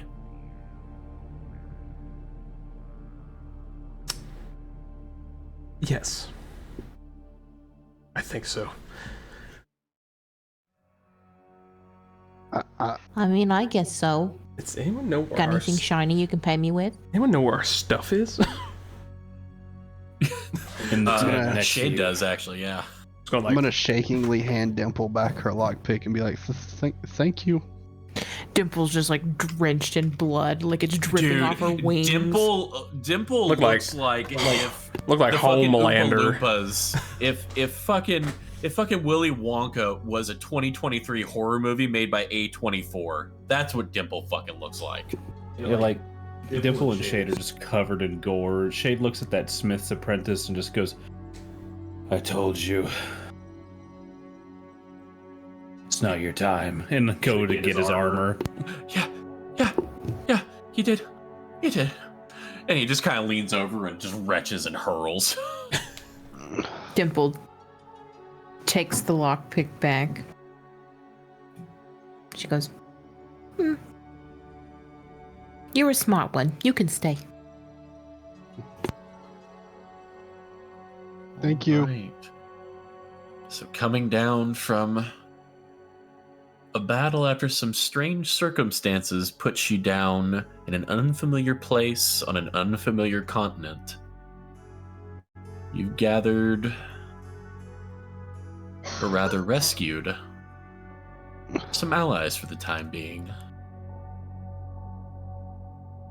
And gathering the sense of the immensity of the Parchwood around you, you gather yourselves for whatever else might be ahead. And I think we'll go ahead and stop there for tonight. Yay, we didn't die. Good shit, guys. Cody, I had no fucking idea you had a teleport ability, and I was just like, man, it's gonna be so interesting to see how they get out of these cages. Okay, I can't be mad. I was just fucking with them. I was sitting there just thinking the second that Dimple is free, that Shade is going to coordinate with Dimple, and then Vessel pissed him off enough that he was gonna like stab him. So I was like, well, we better just go. Good fucking shit, guys. The one downside to being an artificer is I have to have either an infused item or an artisan tool. Well, technically, Cast spell. Bronson was also without his spellcasting focus, but I had then him you punched him. me, yeah. Technically, Indy, you did have your... No, you didn't have your chisel. Never mind. Everything was in my You are bag. correct. But from now on, I'm taping my fucking thieves' tools to my inner thigh. That's gonna suck on an awkward fall. Don't care. Like falling on your keys. It's like getting in a head-on collision with your feet on the dashboard. He just, like in the middle of a fight, just pulls his like short legs up, and the big bad evil guy's like, "Oh my god, what are you doing?" And he's like, "What?" Just his little artisan tools. Grabbing my chisel. Calm down. You're just gonna see me in a time of desperate need, absolutely just shove my hand straight down my pants. I guess we all gotta grab onto something when we can. I would like to give everyone a point of DM inspiration because there was some really good roleplay on this session, guys. I enjoyed that immensely on the ship. And you guys do great in this fight. I'm so happy that Collins and I didn't die. It was close, man. That critical hit, that critical came, and I was just like, oh no. I didn't die. And Dimple's just like, I don't know why you guys are fussing. You didn't get hit at all, did you? No. So, if you didn't cave that dude's head in, my plan was to grab his crossbow, go in between his legs, shove it right up into his twig and berries, and pull the damn trigger. God, a noble plan. I wish you would have missed, Cody. Right, just to see that go down. Because that was the only thing, because I was like, if I try to shoot him from this close, it might, because that's with, like... Disadvantage. Just fucking, just a barrel touch, fucking a gooch shot from a crossbow. And I was like... stuff his sack. But if I put it point blank, I don't think I'll get disadvantage with that, because where's it else it gonna go? Like, if I shove it in his asshole, Kevin would probably give me a straight roll. Right? If I flavor this just right. And also, I will say this, it's going to be interesting moving forward with Dimple in combat, because it is hard to justify targeting her. When she was up on people's shoulders, I was like, they wouldn't shoot at her, because either A, they wouldn't see her, or if they did, they'd be like, you gotta have some stupid people try. I'll probably hit my own dude. So I'm just like, well, fuck. Right. Just some moron that thinks he's a crack shot and shoots his buddy in the eye. That was good, guys. I hope you guys had fun. That was great. It was a ton of fun. I had a blast. I wasn't expecting 20 points of damage. I am out of spells now. I can't wait until I get more spell slots. Oh my god, I went through my spell so fucking quick. I'm just happy I got that thieves tool, or else I'd have been downed. And now I can finally start planning for session 2. That one bit of cure wounds. Yeah, dude, that saved your ass. I'm really glad you talked me into taking that spell. Oh, the second you were like, I can get cure wounds, I was like, take that shit. We need it. Because I was sitting there, I was like, I really don't see where cure wounds is going to help us, because I have to be touching. And like, if I had a companion, because the fun thing about artificers and their companions, as long as they're within, I believe, 30 or 60 feet, they can use them as their spellcasting focus. So like, if I was a battlesmith or an artillerist, I could just have my companion go over to y'all and then touch y'all and use him. Yeah, other spellcasters can do that with their familiars. I'll be able to do it whenever I get Conjure Familiar. I will say this as one last thing. I know the session has ended, but I am giving fucking Shade one of my mom's pickles. And also, cool. Just because you and Bronson don't understand the reference, Collins, Pasha is a reference to Cody's campaign where I played Volmar and Cassie played Opal. Yes. He was our favorite magic shop owner. Yes, he's the reason that Opal found out she wasn't a gnome. He also helped Volmar make a necklace for Opal that housed a 5th level fireball that she could use at any point that was made specifically from Volmar's personal fire. That's cool. It's very romantic. That is how, through Pasha, is how she found out that she wasn't, in fact, a 6 foot tall blue gnome. And He's just such a fun character to kind of voice because he's just very aloof and just very Hello, I am Pasha. yeah. My I was magic just like, show. I gotta bring Pasha in, man. So can I Genasi. can I assume we're gonna take a long rest in between now and the next session? I would definitely suggest it because I am out of spells. I'm not going to say between, but that may be fellas. that may be how we start the next session. Okay. That'll be a conversation to have in game. Mr. DM, Yes. for future reference, you could miss me. It wouldn't make me mad. Listen, I wanted some of those too, but the dice Look. said no. I have like 2 siege bolts in me and a slash down my chest.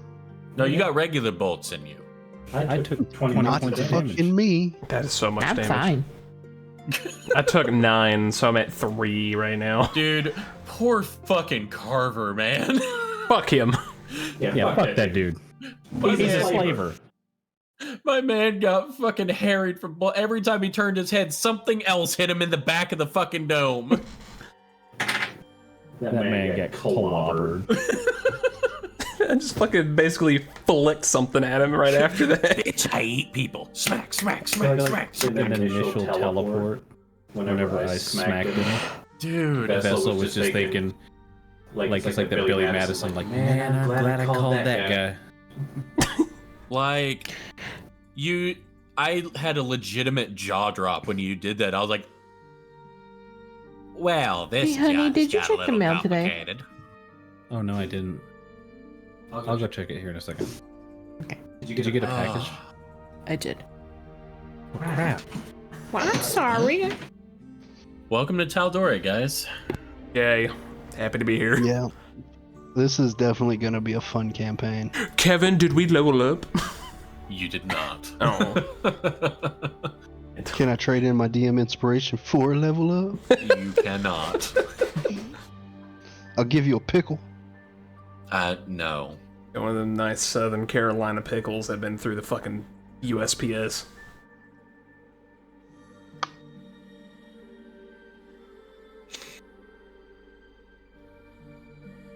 We level up and I'm gonna get way better. I'll get some more spell slots. I had to eat that first fucking bolt because I was like, I could cast shield, but I need my mage armor. I'll get my subclass that won't let me lose my armor. I think That fucking gif you sent me, Cody.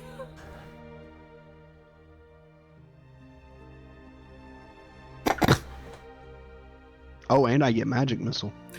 Well, when I was introducing Pasha, he sent me a message in Discord that was like, Pasha A, and he sent me a fucking gif from, I think it's True Detective, with Matthew McConaughey just fucking haggardly pulling on that cigarette.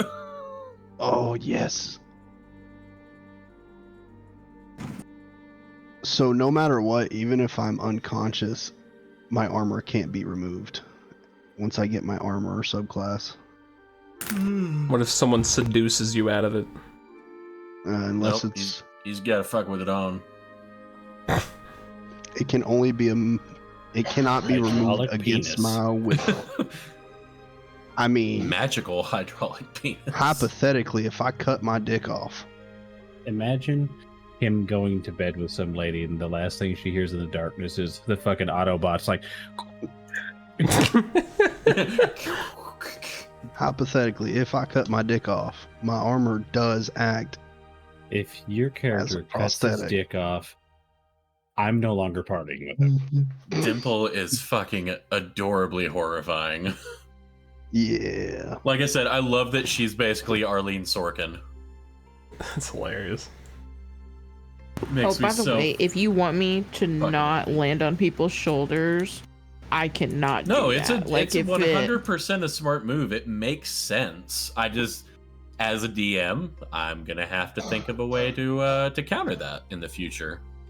People are just going to be wearing spiked shoulder pads now. To everyone, everywhere. Like the anti-homeless spikes. Yeah. No, I'll just I'll figure something out. And I mean, even if it's just like a swatting kind of thing, but it also, I mean, the trade-off is you do it to something big and it grabs you. Yeah. She'd be hurting. You're setting yourself up once you're detected to be grappled pretty easily, so I think that's a pretty decent trade-off. That is true. And like I said, it's a smart way to use your size and your movement. I just like the idea that she's just like hopping around, landing on people. I just love that she gets to make snarky little things directly into people's ears before she jams blades through them. I just love it. imagine one of these days she's gonna like, we're gonna get separated by like some wall's gonna slam down, Dipple's gonna turn, and two guys are gonna step out with spiked shoulder pads and clubs that look like fly swatters. Oh no, it's my worst nightmare. They're like, they've been trained to fight her. The pixie assault force or something. Yeah. Yeah, the BAF. Yeah. Oh my god. The Paffers. That's funny. And the fly swatter clubs are magical. They're enchanted with electricity. Yeah, they're like Just the lightning tennis damage. racket. Fucking. No, but like, could you actually imagine? The electric snap and a little dimple scream. They just look like rolled up newspapers. Could you imagine though if I like actually made a flaw of hers that like if she sees a bright shining light she just can't stay away? Dude, that's the thing with the coin. I was like, she's like a fucking moth just staring into it, burning her retinas, like Bronson trying to see the fucking eclipse. We'll see. Yeah, my eyes are back to normal now. The thing, I think. the thing about it is, I could have made it either bright, I could have made it say something, or make it smell like something, and I was like, she just likes shiny shit. Yeah, you did the right Just thing. holding for that sure. coin, just it's glorious. Staring at it. It's beautiful. Yes. Like that gif of Poe from Kung Fu Panda. Whenever he saw. And it stays like that until I die, or I magically tinker 2 more things. Damn, she almost lost it today. Oh, He was taking crossbow bolts. man. I feel like poor Shade, his backpack is just full of nonsense. Oh yeah, like it's you know. It's like a dragon's horde in there for a little Man. Well, fucking that's pixie. the thing. It's like about a Dimple raven's is- nest, dude. They just grab anything Yeah. shiny. Exactly. Like she doesn't necessarily take things of value. She she takes just things that she sees- likes. Correct. She just And she's a the crow. light. Yeah, the light just gleams just right off of something, and she's like, "You're coming with me." No, you're Man, mine from now. the DM side of this was actually a really fun way to start the campaign, because like I've looked back at all the different starts we've had and I'm just like, I want to do something different. I need to do something different, because like we had the prison break and Cassie's campaign, fucking Cassie and I's beginning in Cody's campaign as Elias and Rowan. We fought some goblins in a little rinky-dink tavern. Yeah. The one before that, we met on a job, I think. I think so. Are you talking about my first campaign? However, we started with Volmar and them. You guys all basically came to the same town answering a job you had that Yeah. had been posted. So like every new campaign, it's fun to try and think of a different way to kick things off. And I was just like, what better than Robinson Crusoeing them in some spooky woods? Oh, I loved it. When the ship was going down, I was like, oh shit. Because you were like, you're bound for Amon. And I'm like, damn, we going to Amon in like the first session? That's what's up. We're going to be in the big. And we went down in the fucking forest. And I was like, yeah, this figures. I thought we were just going to get invaded by pirates. I'm just At happy first, I got that's to what I have that. thought. I was like, we got to go to the top of the deck so we can fight the pirates. And we get up there and it's like, the ship's We're going down! And it's like, oh, fuck. Never just mind. We're happy. playing Sons of the Forest. I'm just happy I got to have that little I told you so moment when you were Yeah, like, man. we should go up to the top. And I'm like, we should So- stay down here. The idea was that the ship has 3 main broomstone engines, and the port side one had just malfunctioned, had just stopped working. And so that was the whole thing, is like, we need 3 to keep it in the air, but we can land with 2. We're going down. We can crash with 2. It's funny you said that, that the Shade's backpack is like a raven's fucking nest, Bronson, because 2 nicknames that I've given Cassie because of her pin collecting is I've called her both a crow and a bauble dragon. All right, boyos. Man, whenever you said how those things flew, I literally had that thought, like, oh, they're powered by crystals. This thing's not going to crash. Straight the fuck up. And I even told somebody I even told that Smith's apprentice, nah, this is strong magic. We're good. All went down. And every time you alluded to something like that, I was just goddamn, like, this solo to Freebird starts playing. I'm telling you this right now, I'm not getting on another damn airship unless it has a mechanical engine backup.